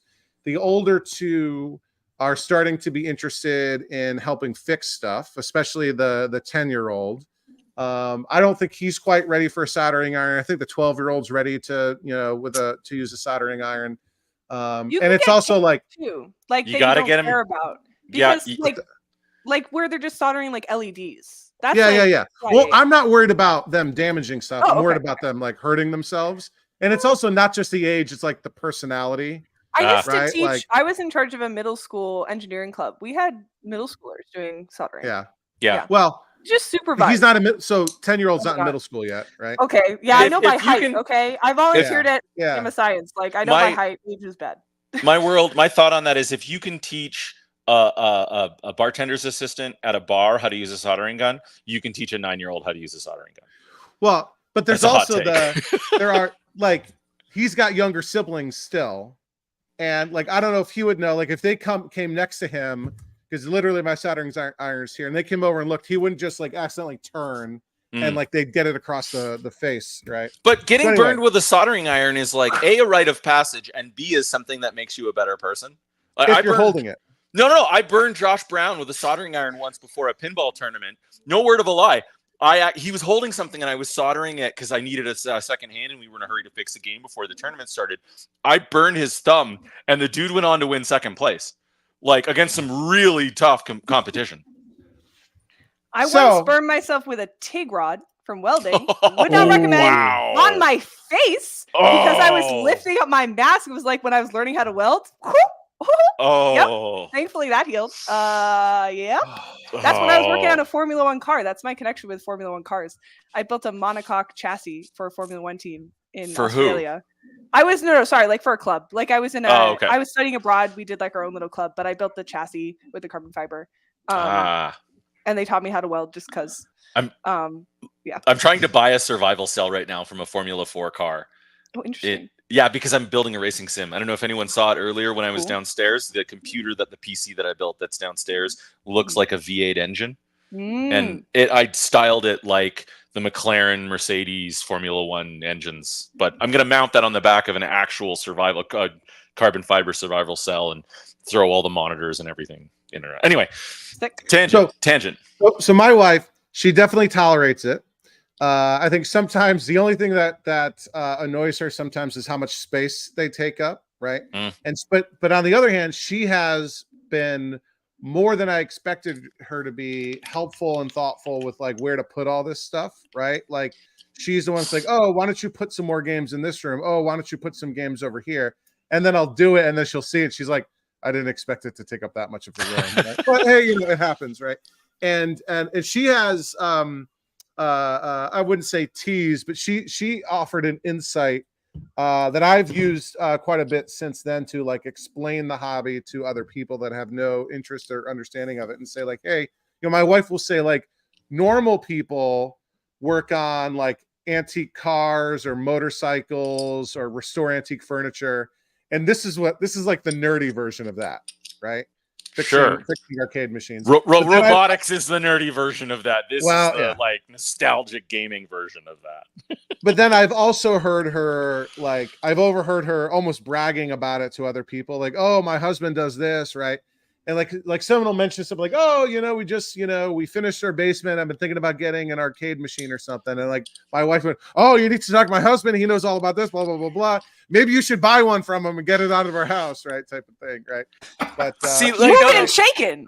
Amazing. Vanessa has literally shown pictures of my basement with all the lights and games on to other people at work. Because like the topic of arcade games would show up, and she'll like show them 1 or 2 pictures of what our basement looks like. And like the narrative changes. They're like, you have that in your basement? Yeah. It's great. Well, and going back to what you were saying before, Chance, about being, responsible with stuff, right? Like one of the things I pride myself in is how little I spend on these machines, right? The Primal Rage was free. It was free, right? Yeah. And right, like Josh pricing. Superman was free, right? Yeah. Literally Sly Spy. No, you paid for that Sly Spy. No, I got Sly Spy for free. Superman I got for free. Paid for the kicks, but Didn't you get that Sly Spy from an auction? What am I doing wrong? Future Spy. I got no, okay, we have standards. Okay, Liam and we see Charlie. We're like, oh wow, you have so many games, and we're like, but we don't want just any game because we don't like a lot of games. Like we have a very specific list. If it's from the era and it's free, I'll take it, right? But like Future Spy, I think I spent $120 on it, right? And it's super close, right? So anyway, and it doesn't work and the game sucks, but yeah. The other thing she does. Well, that's a new topic. She's very understanding of me saying on a random, Saturday or Sunday, hey, I need to go get this game in Pennsylvania. Can I disappear for the rest of the day? I'll take 1 or 2 of the kids, right? And she's like, oh, fine, go. Oh, no, right? no. She's If very, you're taking the kids with you, you're like, at not that all point, the kids. she's like, yeah, but Yeah, you one have or 4 two. children. I'm like, I have 4 children. yeah, but that's still, outstanding. like, She I handled it again, on her own. almost all of my friends are parents. Okay, so I know that's A code 4? for 4? well, 3 at the most, and it's like I know it's like that. She's probably like, oh, good, I get a little bit of time to myself, like 100%. He can't Not really. fit. Can you fit all of your kids in your one car with the games? Yes. If it's a cabaret. But No, because I have a pickup truck. I put the games in the back. Oh yeah, okay, good call. I can put all but like But you it don't. is it's a hard big to trip. do a road trip with all Yeah. 4 with just one parent because they will Yeah. start fighting and you can't like break up a fight while driving, Mhm. right? Hmm. So and they get packed in. So she is supportive, but not to the degree of Sam and Liam are like co-equal partners in this mess, right? What are you laughing at? Did I say something? Josh's comment. Oh jeez.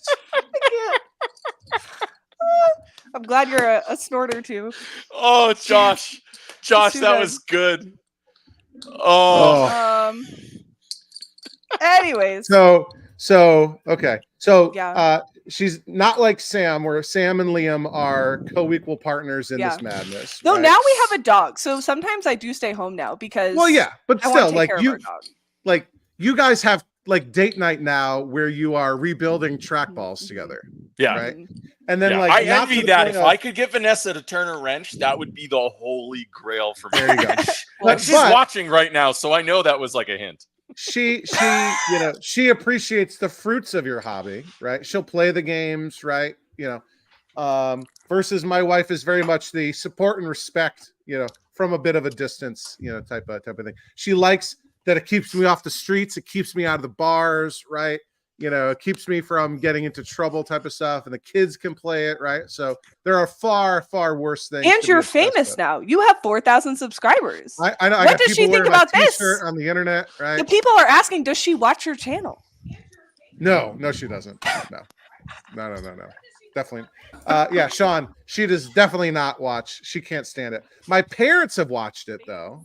My parents. Hey, Hello, Vanessa. What happens to no pressure? Yeah. Your dog is adorable. What's Thanks. the dog's name? This is Archie. Archie. I think I knew Archie.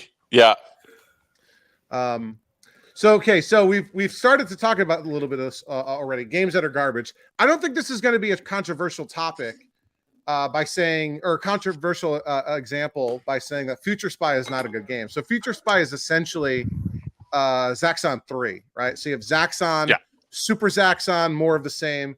Future Spy is basically Zaxxon, except there is no Z-axis. You're Does only that moving make left and right. Return of the Jedi Zaxxon 4?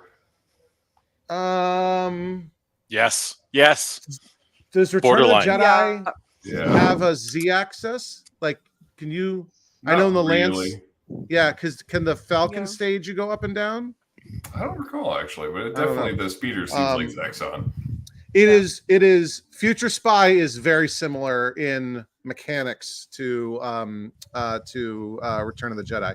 Anyway, Peter's so Force. games, and so this is meant to be, it's one thing to bash games that everyone sort of likes to hate, like Zaxxon. What are some other examples of bad games? Robbie Roto. There are some games I don't yeah. like because I'm just so bad at them. I don't understand how you could I'll just die so fast. I'm like, I can't play this anymore. So that An example is Donkey Kong. I can't stand it. We're gonna get one, but I'm so Liam bad has at said it. no. Liam has said he What? doesn't It's want. not on the list unless we get one for No, nothing. we're getting It's- one because Okay. we're gonna theme our cocktail lounge as Donkey Kong because we want the shelves for Liam's whiskey that looks like the Donkey Kong shelves. So if we have those shelves and we have to get Donkey Kong, it's science. I'm sorry, we can't argue with the facts. Okay, so I feel attacked because I legitimately have a Donkey Kong on every floor of my house. I'm so sorry. I just am bad at it. I know it's a personal thing. That's why it's a hot take. I Okay, think it's a good game. I'm just no Billy Mitchell, okay? Like No, but you don't have to be you else don't am I have to be a cheating, though? cheater in order to Yeah, like exactly. that game. Okay. Which also, can we talk about that later for toxic people? Because Carl Joust is literally my cinema when he puts out a new video. That is I made Liam he stopped work today so we could watch that video. I was like, we need to watch it. It just came out. Okay, do you want a hot take? Go. And okay, Josh will back me up in the chat on this. There are 2 pinball machines that I absolutely hate, and I've been on record for years of hating these 2 games. The first is Terminator 2, and I will always say how much I loathe that game, and that's like childhood drama. And the second is Addams Family. Damn. Okay, but Liam and I also, when we first started playing it, we were like, we thought it wasn't as good when we first started, and then we got better at it, and we're like, this is the best game ever. So maybe give it a little time. We used to play Addams Family in highest production run game of all time. And Candle in the Wind was one of the most popular songs of all time. Just because it's popular doesn't make it right. It's beautiful. It's beautiful. Don't be hating on Sir Elton John, who also, by the way, has now had 2 pinball machines, made for him. Amazing. Yeah, but that song sucks. No, Josh and I used to play in a pinball league here in Calgary, and one of the most, the games that would always show up in rotation at the league was Addams Family. And when you compare that to so many other games, I love the movies. I'm a film guy. I work in the film industry. I think those are some of the best movies of their genre ever made. But God, do I hate playing that game. That's the game that needs ball save, but doesn't have ball. Oh, that's true. It is not forgiving. Yeah, but how can you go and take the breadth of pinball and come down on T2 and Addams when all of Stern's modern crap exists? Okay. Stern, I've kind of written off, because at this point in time, I know that Stern and the folks at Stern are just making the games as inexpensive to produce as possible, so that they can keep their margins as high as possible. Okay, there's this theory that I have that Stern, when they have something that fails in their production, so like the playfield clear coat or the pinballs or the dimpling, or if it fails to a certain degree, if you've seen Fight Club, when he talks about recalls for cars, if it's not valuable enough, they don't do the recall. That's what Stern's doing, I believe. Because how many times have we pulled a Stern pinball machine on location? The thing just gets beat to hell. And we've got a high level of foot traffic too. So I get it, but Stern's quality is not worth the $10,000 to $12,000 that they are. That is a joke. This is an anecdote I actually had the other day. Recently, I played Cactus Canyon, and I don't like a lot of the modern pinball machines, the ones with the screens and everything. Yeah, but I liked Cactus Canyon, and I couldn't figure out why I liked Cactus Canyon. I really enjoyed playing it. And the reason I liked it, I later discovered, is that it's a remake of an existing pinball machine that was done in the 90s. Yes. And that's why I liked it, because it actually had good design. But Cactus Canyon it's one of those things where that game has some really unique features, because just one simple thing on it is that the gunfight mode in it, where the ball jumps into the return lane and the post sticks up and it holds the ball, and then you got 3 or 4 drop targets that pop up, and then one of them randomly shows up and you got to flip the ball to it. It's exactly like a gunfight, right? It's so cool. And that was the golden age of pinball. But the argument is making games like that is not financially viable. So that's why Stern and JJP, their margins, well, I don't know about JJP's margins, but Stern's margins are probably pretty good to arguably keep pinball alive. But hot take, some of the crap they have coming out, is not worth it. Some of the themes are good, but I will say, I will die on the hill that a good pinball machine is not just about good gameplay. It is about good integration with the theme. And so Wizard of Oz. Oh, Adams. Okay, you've got a couple of things that I'll give you are decent integration with the theme. Is amazing. But no, look at Wizard of Oz. Wizard of Oz, Josh has can't even remember. Josh, do you still have that Wizard of Oz? I would say Wizard of Oz or The Big Lebowski are 2 of the best pinball machines ever made, because their integration with the theme and the mechanics of the playfield just make for such an enjoyable mix of pinball and what pinball is with the kinetics, which is why Charlie's kids probably love his pinball machines, and the theme. I'll take I did not like Wizard of Oz. But you're wrong. You know, I like to liken this to when I read a lot of books, and whenever I see a really popular book and I don't like it, I just get sad. I'm like, I wish I liked it like these other people like it, but it just didn't hit. And I feel like I think it's just personal taste, right? Like at a certain point, yeah. What do you think of Galaga, Chance? It's a classic. You know what the most annoying thing for me? It might not be the most me? vigorous game, but it's classic. Okay. The one of the most frustrating things for me is like I see a game that shows up like, you know, on the list of the greatest games of all time, or I see a game that, like, especially when I got into the hobby over a decade ago, when I was like, I should play this game and I should see what the appeal is, right? I come from a marketing background. My life is to put up Charlie, we were talking about this before the show. My life is to put myself in the shoes of others to get their opinion, or to kind of see what their appeal is, so that I can do my job and sell to them, right? And when it comes to a game like Galaga or Ms. Pac-Man, I think those are some of the worst games ever produced. That's my hot take for the day, because like, it's frustrating to me. I know, I see it there. It's frustrating to me when, like, I've played Galaga. I own a Galaga. I have it on location. The only reason it's there is because it makes bank, and I respect it for that. So I may not like it. I may think that the gameplay is dumb. Like, I think some of the Nintendo cabinets and some of the Nintendo games out there, they're just as dumb. But like Galaga versus Donkey Kong, Galaga, you're basically shooting up and going back and forth. Donkey Kong, there's actual levels of story and skill in there where you've got to rescue this person, and you have different evolved levels to get that story, or to go through that narrative. Story is a bit of a reach. But it's still more, you got to look at like what games were like back then, right? Like, look at Sheriff. Sheriff was Sheriff is the first original IP, and I think the first game that Nintendo ever had that was original IP, and because they were just making like Galaga clones back then, and that has story. So you've got your protagonist, your antagonist, you've got someone trying to save, you know, the damsel in distress, and you know, it's 2024. I know that's not the story that everyone wants to hear these days, but there's still some story there for what the technology was. And when I look at Donkey Kong, I see that same kind of story. I see a game designer trying to design something that's a good.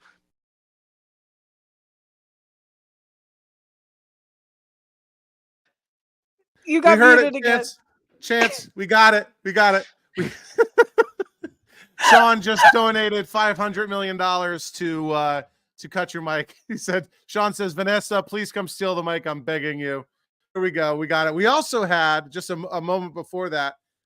Josh Brown sort of dunked on you a little bit. You were talking about how your story, Miss Pac-Man has cutscenes. So that story right there. It's a romance. It's a romance. It's also, Miss Pac-Man is better than Pac-Man. I feel like you should have added Pac-Man instead of Miss Pac-Man. Like, yeah. But I'm also very nostalgic for Miss Pac-Man, so.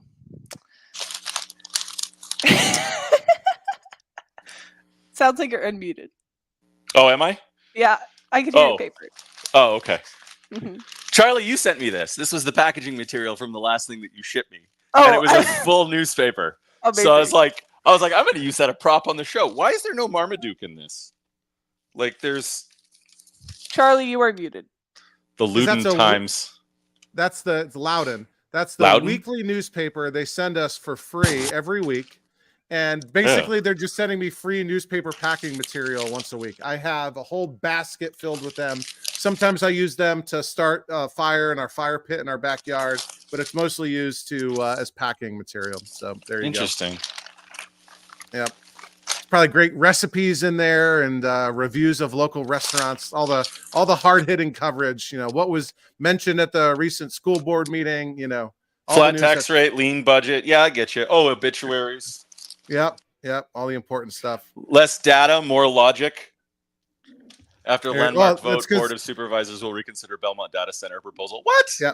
There's a lot of data centers in Loudoun County where I live. What's wrong with that? I don't think there's anything wrong. Okay, good. But there are people that are like, oh, it's not beautiful. I drive past them on the highway and they look like warehouses with no doors and lots of HVAC on the roof. All right, go back to your abacus and Stone Age times.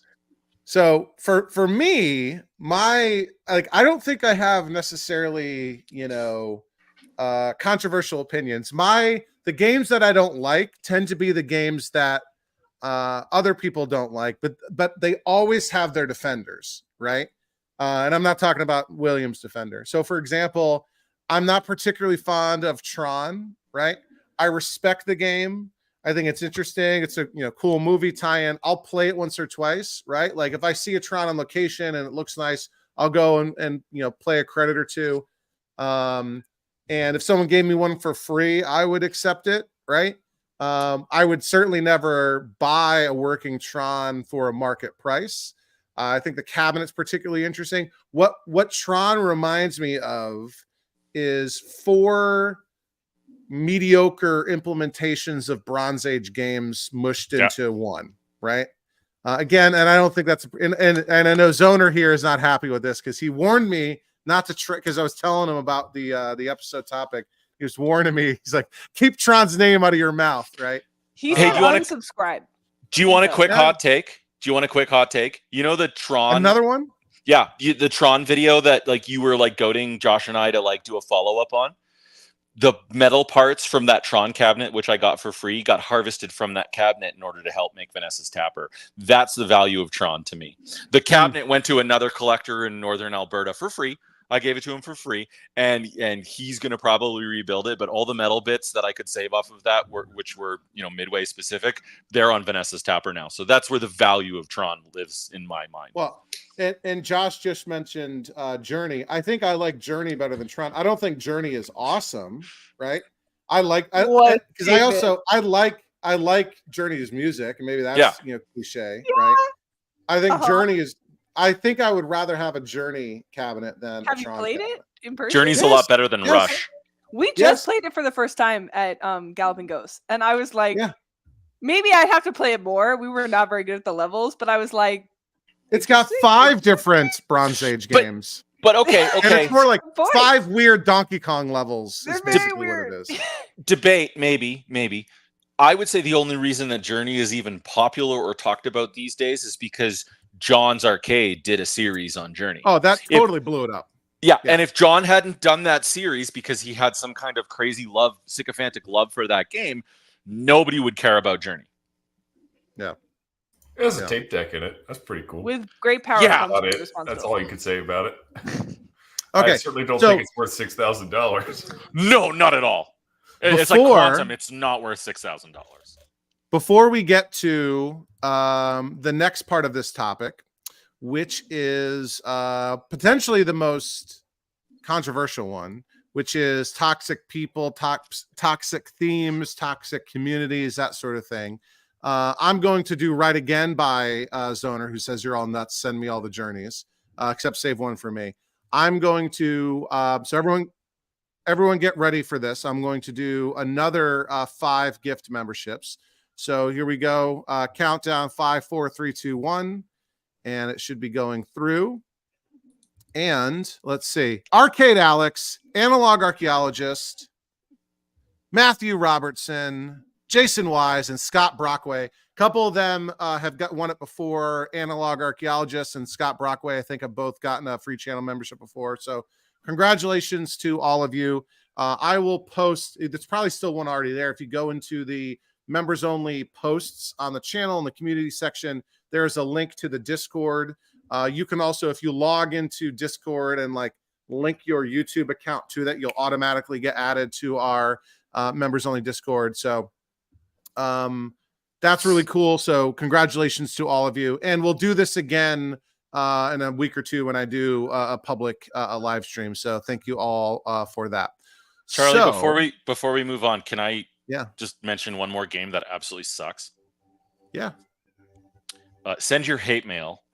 Atari 720 sucks. It does suck. That game is like it's a terrible game. It's that's a skateboarding one, right? Yeah. Charlie, you did good at that. I did better than Liam. Yeah, because we played it at a party, and I filmed Liam just getting cooked. The bees really got him. Right? Okay. I was chirping in his ear, like, watch out for the bees. We had a couple of them show up here in Alberta where they'd been converted to Buck Hunter, and I would argue that's probably the best conversion ever done. No. Anyway, Major Havoc in the 720 cabinet looks really good. Okay, fair, but I mean, like, phone. I'm trying to be hurtful to Atari 720 when I say that. But okay, so like I deconverted one. So that one of the only times I've ever worked on an arcade game or restored an arcade game for somebody else was to get a 720. He had all the parts and everything ready to go, and we restored a 720. And he took it, whatever. And I ended up buying it from him. A buddy of mine and I ended up buying it from him years later. I sold it to some collector out in Montreal. But like, honestly, that game's brutal. Josh and Cody and I got a chance to play it down at Grinkfest 7 on the last Grinkfest. And actually, that Grinkfest was themed Atari 720 theme. Like the poster, I don't even have it here. It's downstairs. But everything about that was Atari 720 themed. We walked into Grinkfest. The first game we went to was Atari 720 because it was the first time I'd been able to play it because I hadn't finished the one in my garage. And it was like, you paid $1 for this game back in the day? Like, or 50 cents? Like, that game sucks. I don't understand the appeal. And the joystick, just like, no. 720 sucks. Come at me. I total agree. It seems like the chat is also in agreement. So, all right, then. For me, 720 is in the category of games like I would never want to own one unless I got one for free, right? Okay. I have no nostalgia for it. But whenever I see one, I'll play it just in case it like grows on me, right? But why is that a $5,000 like game? a fungus? Because there aren't that many of them, and the people that love them, right? And I've played Warlord's Cocktail is a $4,000 game. Yeah, and it's a good game. It deserves that value. But there aren't any people that have a special nostalgia for the theme outside of the game, right? There aren't any former warlords out there that look back fondly on being a warlord and want to relive that. There are plenty of us, middle-aged, out of shape, people that maybe skateboarded when they were a teenager. Tony Hawk, and they're not gonna they're not gonna get back on a long deck, right? But they'll spend $4,000 on a 720 trying to wrestle with a controller that doesn't intuitively move the way it should move. A bike chain on it.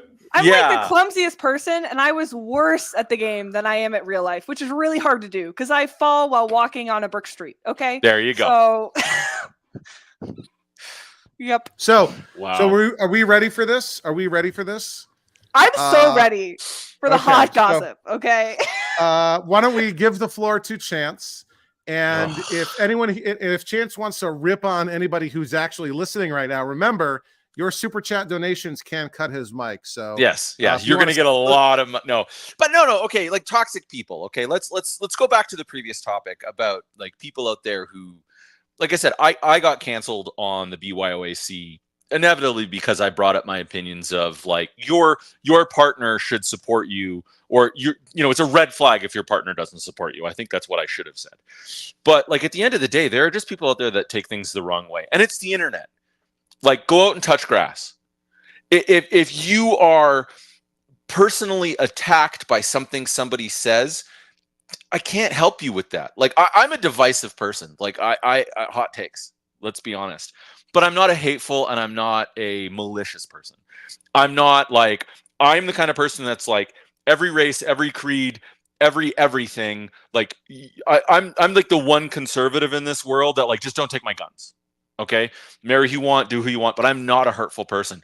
But sometimes when people online in arcade groups or pinball groups, especially pinball groups, they're like, "Oh, you hate this game," or "Oh, like you like your opinion on this." It's like they get their underwear in a twist, and they're like, "You Chance, like you're a piece of like." We used to have trolls. Thank you for censoring yourself, by the way, saving me 5 minutes of doing it. Afterwards. Thank you.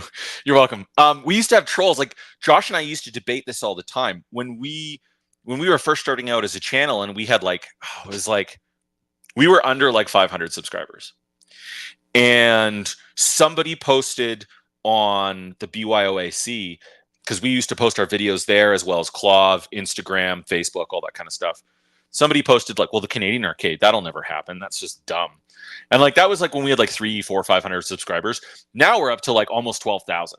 So like eat it. Like good luck. That your Eat hatred, golf ball size hail. yeah, your hatred fuels me, right? But I'm not a malicious person. So like when I say like Terminator 2 sucks, or when I say I game, not the movie. The game. Oh, the movie is gorgeous. When I say Terminator 2, the game, the pinball machine sucks, or when I say Addams Family sucks, or when I say, Galaga or Ms. Pac-Man sucks, that's my opinion. You don't have to like chance like you don't have to be a toxic person. Like, why can't we all just get along? The world is way too divisive, especially in the States. You guys have it so bad right now with the divisive politics going on there. Don't say. Right? I got all these death threats now because I talked trash about Tron. Yeah, exactly. Why? Like, why can't, like, dude, I get it. People are passionate. People can totally be passionate. If that's your MO, be passionate.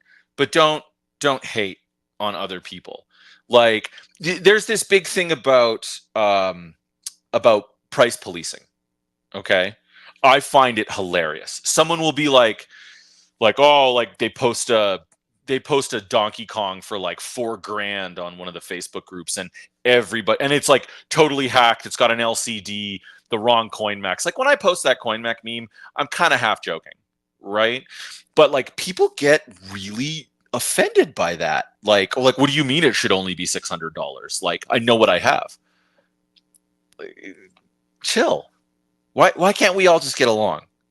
Right? It's a hobby. It's supposed to be fun. And from now, like I'm almost 40. And so the way I think about it is like I don't have time for drama anymore. I've had too much drama in my life and my personal life, and I just like ask my wife, like I'll just walk away from drama now. Ask Josh, like I seem to be a drama magnet, but like at the end of the day, like I just don't have time for it. Like life is short.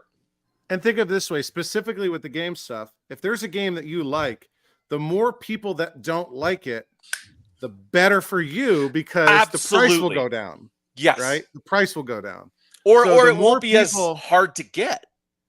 So all of you 720 people out there, if you're holding on to it, hoping to sell it, maybe this is not going to help you. But if you're pining away for a 720, us sort of, talking it down maybe may lead to a price reduction in the market that allows you to get your. And I honestly think the 720. I don't think iRobot's that great, but I think it's cool. People think iRobot sucks, but please, the price does not come down. Liam was so happy playing it. You should have seen his little face. We were playing it for that's the game we played the most bad times. He just couldn't get over it. It was very cute. It was my first time playing it.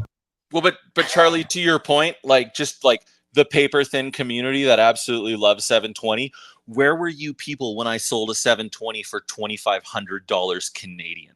Like, what does that equate to in American dollars? Like, it would have paid for the shipping. Because what's the going rate now on a 720? Like $3,500 American? And I sold it for $2,500 Canadian. I had to sell it to a Canadian because nobody wanted it. Right? Nobody wanted to take it over the border. And it's like, you would have still saved $1,000. But you can. And you still would have saved $1,000. Yeah, but you can put it in a mid-size, large-size SUV. I think I had it in the back of my Acadia at one point. Did I? Not important. But the point is like, where's the paper thin community there when I'm selling one for a really good deal? Because I just want it gone.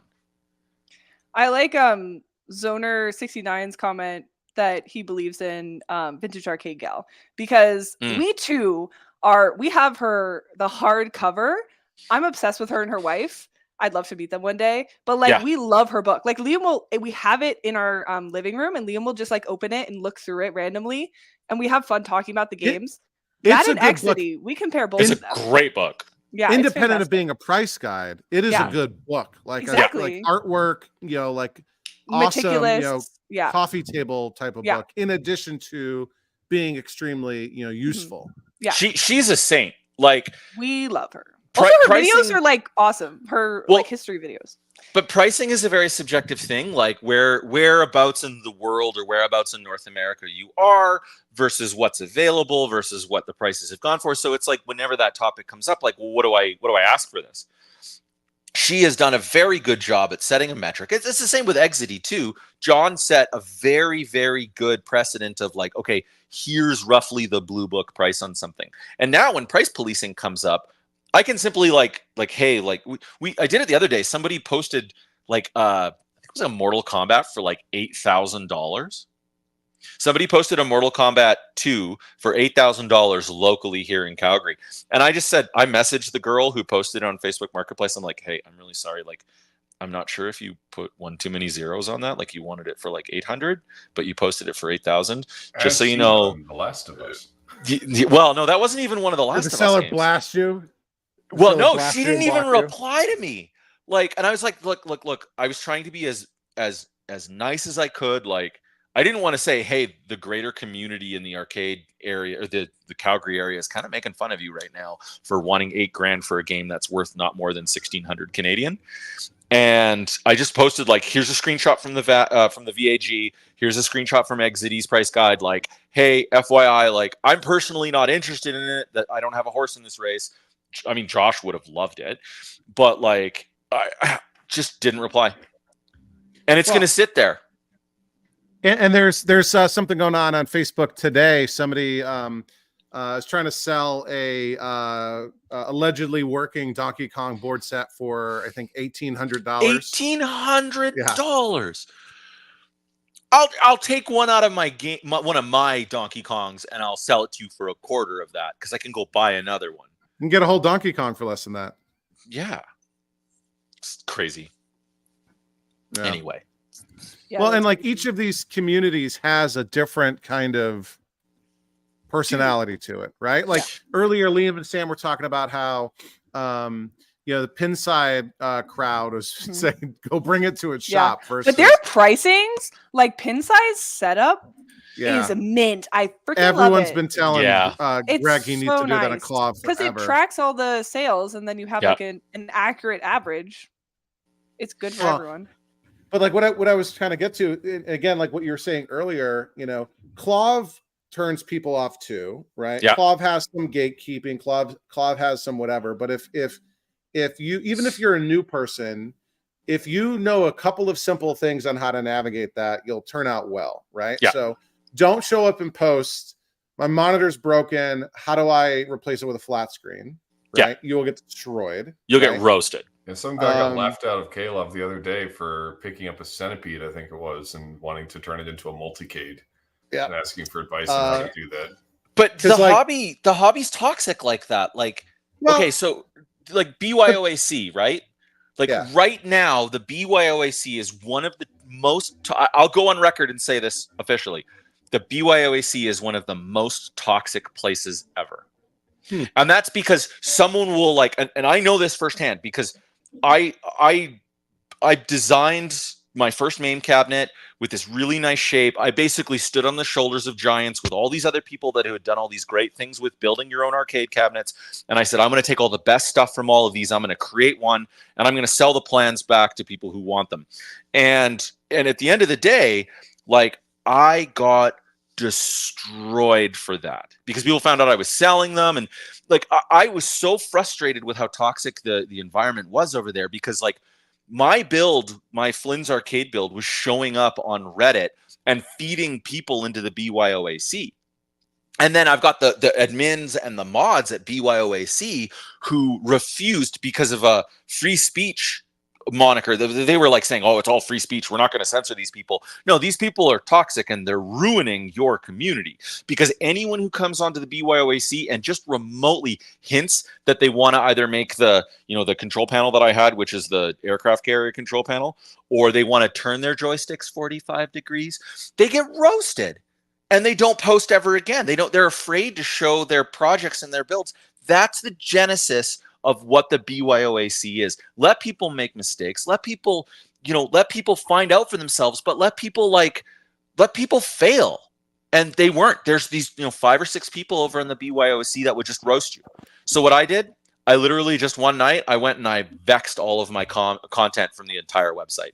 Every single post I had a script that I ran, and I went through every single post, and it just deleted it with like a blank 10-letter character thing and torched everything. I got banned. I'm surprised you could edit like old posts like that. Yeah, that was the nice thing about the BYOAC. There wasn't a 6-month timestamp like there is on Clav with editing your content. And that's to their, like, they've had other people that have done that have torched their content and didn't get like dragged through the dirt like I did. I didn't want to be the flame anymore that was bringing people into the hobby. Like, oh, this build is really cool. Like, I want to make one myself. And then when they show up on the forums and they post their build thread, they got roasted because they were making something that wasn't popular to 4 or 5 people. And like, it sucked for me that like I was, and I'm nothing special, but like my Flynn's Arcade build was like the number 3 build for viewership and posts, that thread, of all time on that forum. And people were coming in wanting to make their own clone of it, which was totally fine. And I was very clear that it, like, again, a lot of the things that I did for that build were iterations or remixes of things that I had seen because I had done my homework when I first got into the hobby. And they were just getting destroyed by some of the toxic people on that website. So I'm like, I said to Josh one night, I was like, you know what? I was messaging him. I'm like, I'm done with this. We can't post a Canadian arcade video over there because we'll inevitably get 4 or 5 thumbs down from that community because they just like, it's not going to happen. And I'm like, well, you know what? I don't want to be the flame for those people anymore. I'm going to just destroy all of my content on that website. And I did.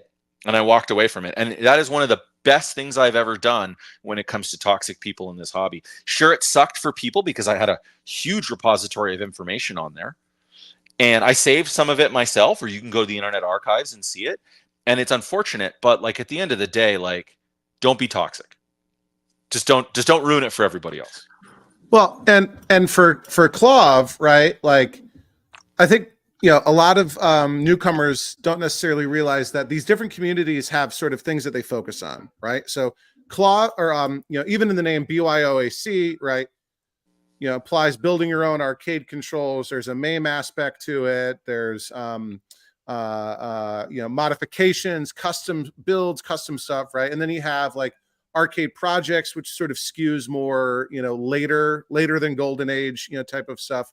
Clav is really Golden Age and preservation, right? Like even the P in VAPS is preservation, right? Yep. So like with the flat screen thing, right? Like if you show up and say, "Hey, my monitor broke, help me replace it with a flat screen," you'll get, you know, shredded, right?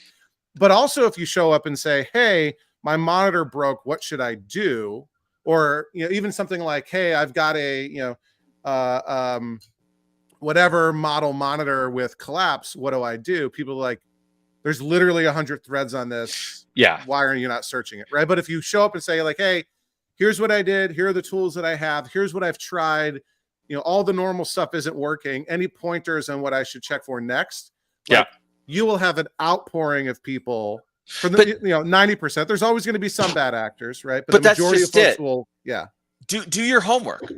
Like there's some people out there that are lazy that just want to fix. I get that. Maybe they deserve to be roasted, but like, at the end of the day, if you've got a problem, read the room or just take 5 seconds and do the research, like do a quick search. But again, this is why I've kind of like detached myself from this level of toxicity is that like, I know there are a spectrum of people out there and some people aren't going to read the instructions. Some people are. And is it fair that those people who don't get roasted? Maybe. But I'm really not going to be one of the ones that roasts them. And I think that's the way you get around this toxicity. If you are the kind of person out there on the BYOAC or on Clav or on Pinside, and you are going to go out of your way to rip on somebody without asking them or seeking to understand. Seeking to understand is one of the most powerful things you can do as a human, is seeking to understand. And if you're just going to roast somebody or you're going to tear somebody down, like, or you're going to get offended for no reason at all on the internet, like at the end of the day, like go touch grass. Yeah. It's not fair. I would like to say though, so I don't have a Klov account. I just listen to what Liam conveys to me that is important. And one of our favorite hobbies is when there is some excessively juicy drama. He will just we sit down and he's like, "Sam, there's drama," and I'm like, "Tell me everything," and then I get downloaded all the info.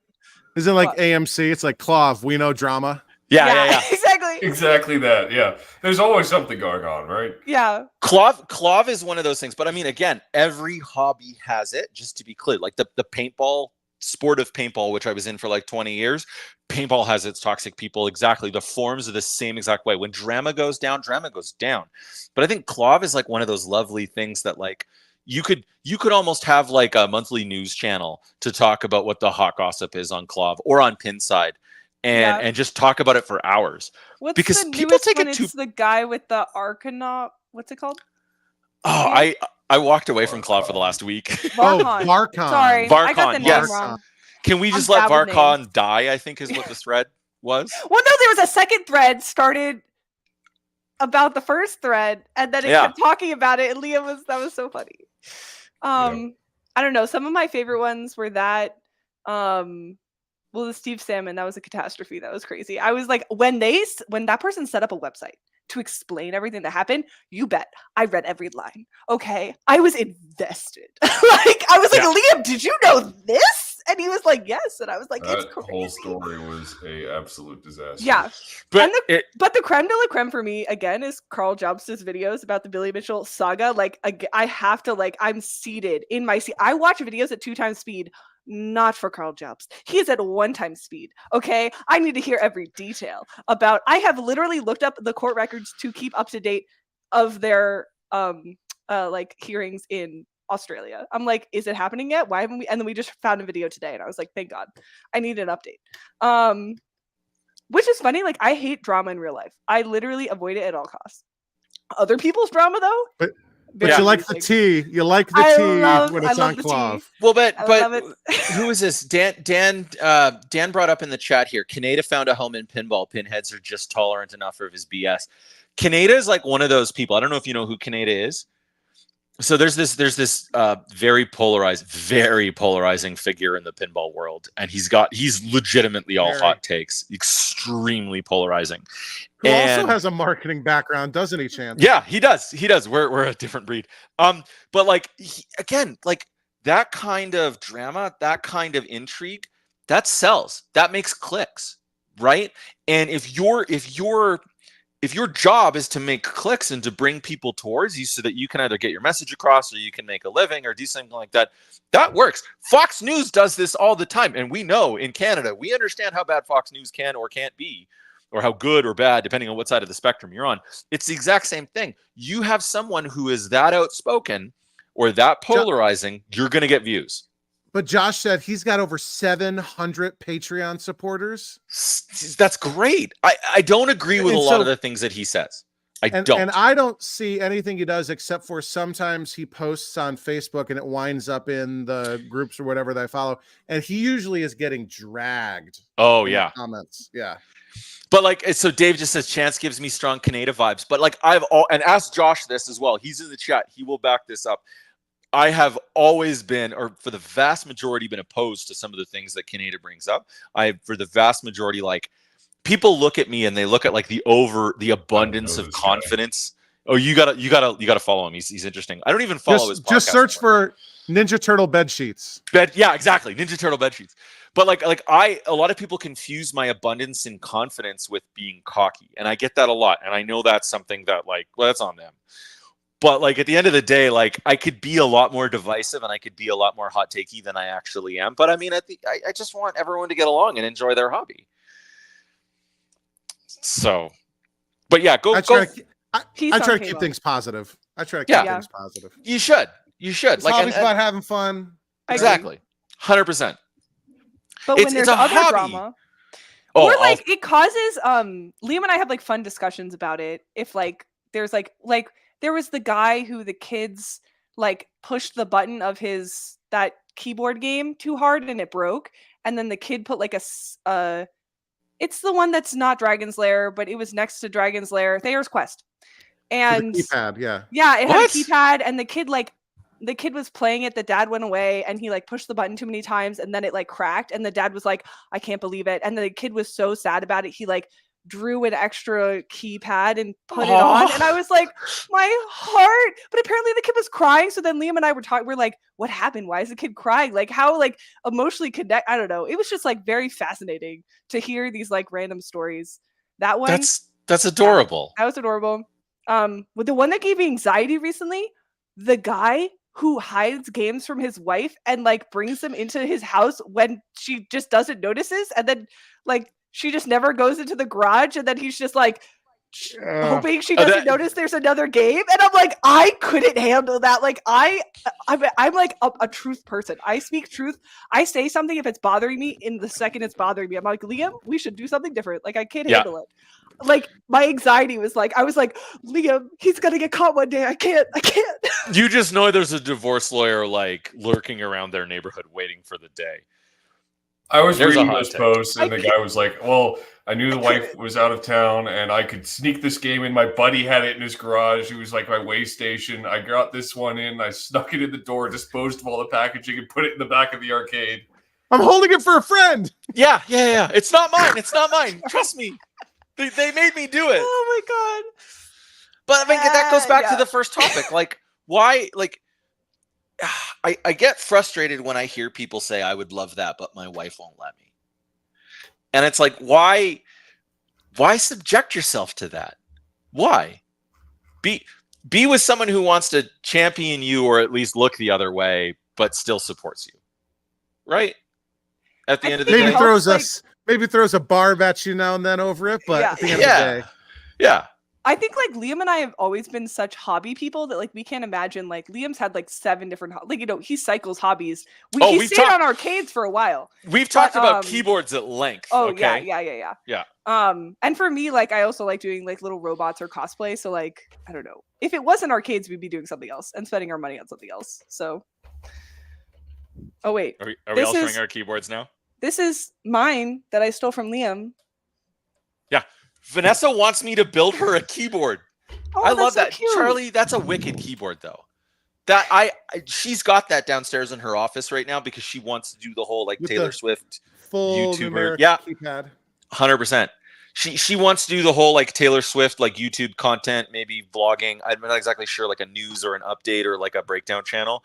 And so like I get to like vicariously like dump all of the stuff that I know about YouTube and content creation onto her, and she's like slowly picking it up. And I'm like, this is great. This is something that we can do together. I can be your producer for your podcast. Like, and she comes to me and she's like, hey, that keyboard video that you were watching, that was actually really interesting. This is really cool. Like I can type faster on this than you can. I'm like,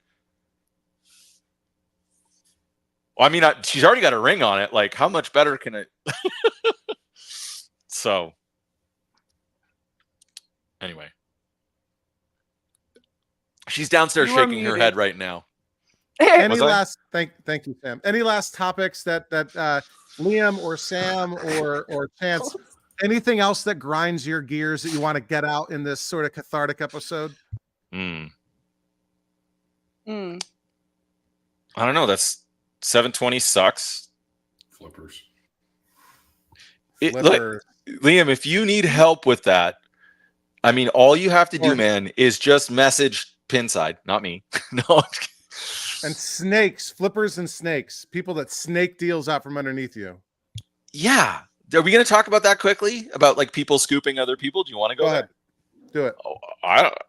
We talked about this on a previous episode where it's like, it's stupid and toxic that like, if you're selling something, you just take like the first person that shows up when the other person you've already got to deal with. Like, is that what you want to get into? Or people that, but I don't know if we have enough time to really get into that. People into bidding wars or whatever, right? Yeah. Yeah. There have been a couple times that we've gotten in the car and we've gotten message like, sorry. That's heartbreaking. We can save that for a future episode too. Yeah. But like, it's also like on the Facebook groups, like sometimes I don't want to post a price for what I'm selling because even if I do the homework, I legitimately don't know what it's worth. And I may legitimately want top dollar for it. So it's just like, hey, I'm thinking of selling this. What do you guys think is the value? And like, that's enough to like get around the whole, you need to post a price with your sale thread. Do you know what I mean? Yep. Price check. I will say that like the Overtime Arcade Discord has been like the nicest about people being like, hey, this is in your area. Make sure you like check this out. And like Jerry, literally Saint was like, Sam, Liam, can I help you get that Sinistar? I'm closer by. And I was like, Jerry, what? Jerry's a saint. Literally, People helping people. nicest Jerry's a person. saint. People helping people. I've been watching that. We have this like little like, group of it's people crazy. here in Calgary. It's like 6 or 7 of us, and if somebody knows that the other one of the other people in the group is like a big collector of this type of game or this brand, we'll go out of our way and we'll be like, "Hey, bro, like I found this $200 red 5-slot Donkey Kong. Go to town. Holy crap! Like run! Like you saved this for me." And like that's it. That's what the community needs is more people like Jerry. We love Jerry. Jerry. Yeah. We love Jerry. Stopping by. More having voluptuous pizza is people. fantastic. Okay, that's what we Yeah. need. More voluptuous people. Jerry's not even his real name. No. But anyway, so why don't we save the rest for the future? We're a bit over the 2-hour mark here. So why don't we go around the horn? Really appreciate everyone participating. Let's go around the horn. Each of you plug your channel. What's coming up next? Starting with Chance. Chance Johnson, hi. One half of the Canadian Arcade, the lesser half of the Canadian Arcade. So Josh Brown is in the chat. We are available on YouTube, youtube.com/the Canadian Arcade, and on Instagram. We haven't been posting very recently. We've been very busy with the regular day job and the other stuff. So, but more stuff is coming down the pipeline. I know we've been saying this. So yeah, check us out there. And if you want more hot takes, I'm here for that. There you go. And speaking of two halves, we've got Liam and Sam here from Retrobotics. Liam, I think you mentioned there's a video coming out tomorrow on your channel. Yes, Sam and I go through and we play all of our cocktail arcade machines as a competition. Yes, the competitive juices get flowing. We see who wins. Interesting. Keep you on the edge of your seats. Also, if anyone likes science fiction, I started my own channel, Retro Reads, just to talk about sci-fi books. Yeah. To be a booktuber. But yeah, only if you like sci-fi books or like general reading, but different from arcades. Frank Herbert stuff coming up on Retro Reads? Oh no, I have read some, but not a lot. Dune? No. Dune's Yeah, an interesting that's the read. only one I've read though. But my dad's read all of the Dunes, like every single one, and the one his sons wrote. I have not. I tried to read his kids' stuff. Mm-hmm. It's not the same. The dad stuff is awesome. Probably my favorite series. I've read all of them. My favorite one is God, Emperor of Dune, which I think is the 5th of 7, something like that. I think it's the 3rd. Is it the 3rd? No, it goes Dune, Dune Messiah, Children of Dune, Children of Dune. God, Emperor. So it's 4th. Yeah. So you like giant worm people, essentially, is what you're getting at. Semi-immortal, yeah, of course. Okay. And you know they're making a Dune Messiah movie now. So it's so aren't they making a TV show? Yeah, in conjunction with the You're gonna get dragged into this. I have opinions. Okay. All I know is that Zendaya in a vintage Mugler robot outfit is iconic and the best thing ever, and I need that robot outfit for myself because that's the coolest. Here's another hot take. Star Wars is an inferior ripoff of Dune. Whoa! Interesting. What a take right there. And it's like everything. The Sarlacc, everything. Oh, yeah. Bene Gesserit and the Jedi. No. Arrakis and Tatooine. Interesting. I don't think if you would have said it, Darth Vader and Baron Harkonnen. The if you would have said Kurosawa films, I would have agreed with you. But wow. I'm not that offended. I'm a Star Trek gal, so I love Star Wars, but like it's not my baby. You people are sick. The best thing about Star Wars, the thing that's missing, the thing that is the only innovation that Star Wars have that Dune doesn't have is massive space battles, including fighter-on-fighter combat, right? And George Lucas literally did basically he took World War II era reels of gun cam and basically recreated that with miniatures. Anyway, and I love Star Trek too, so thank you, Angelina. So let's wrap this up here. So go to Retrobotics, subscribe to Retro Reads. We're coming up on 2.5 hours. I'm Charlie from Overtime Arcade. If you're watching this, you're watching it on my channel.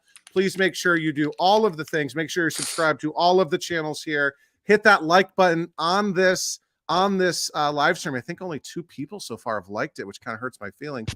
So hit that like button. Thank you all, especially for the super chat donations from Jerry, from Delusionals Arcade, from Zoner69, Sean Cruikshank twice, from Wayne. Thank you, all of you. Super, super generous. We'll post the audio version of this in the next day or so. We'll be back in a month with another all-new episode. And let me think if I can remember how to do this. I'll send us out here. Thanks for watching episode 16 of the Coin Jam podcast, and we'll see you next time. Thanks, Vanessa, for putting up with my crap.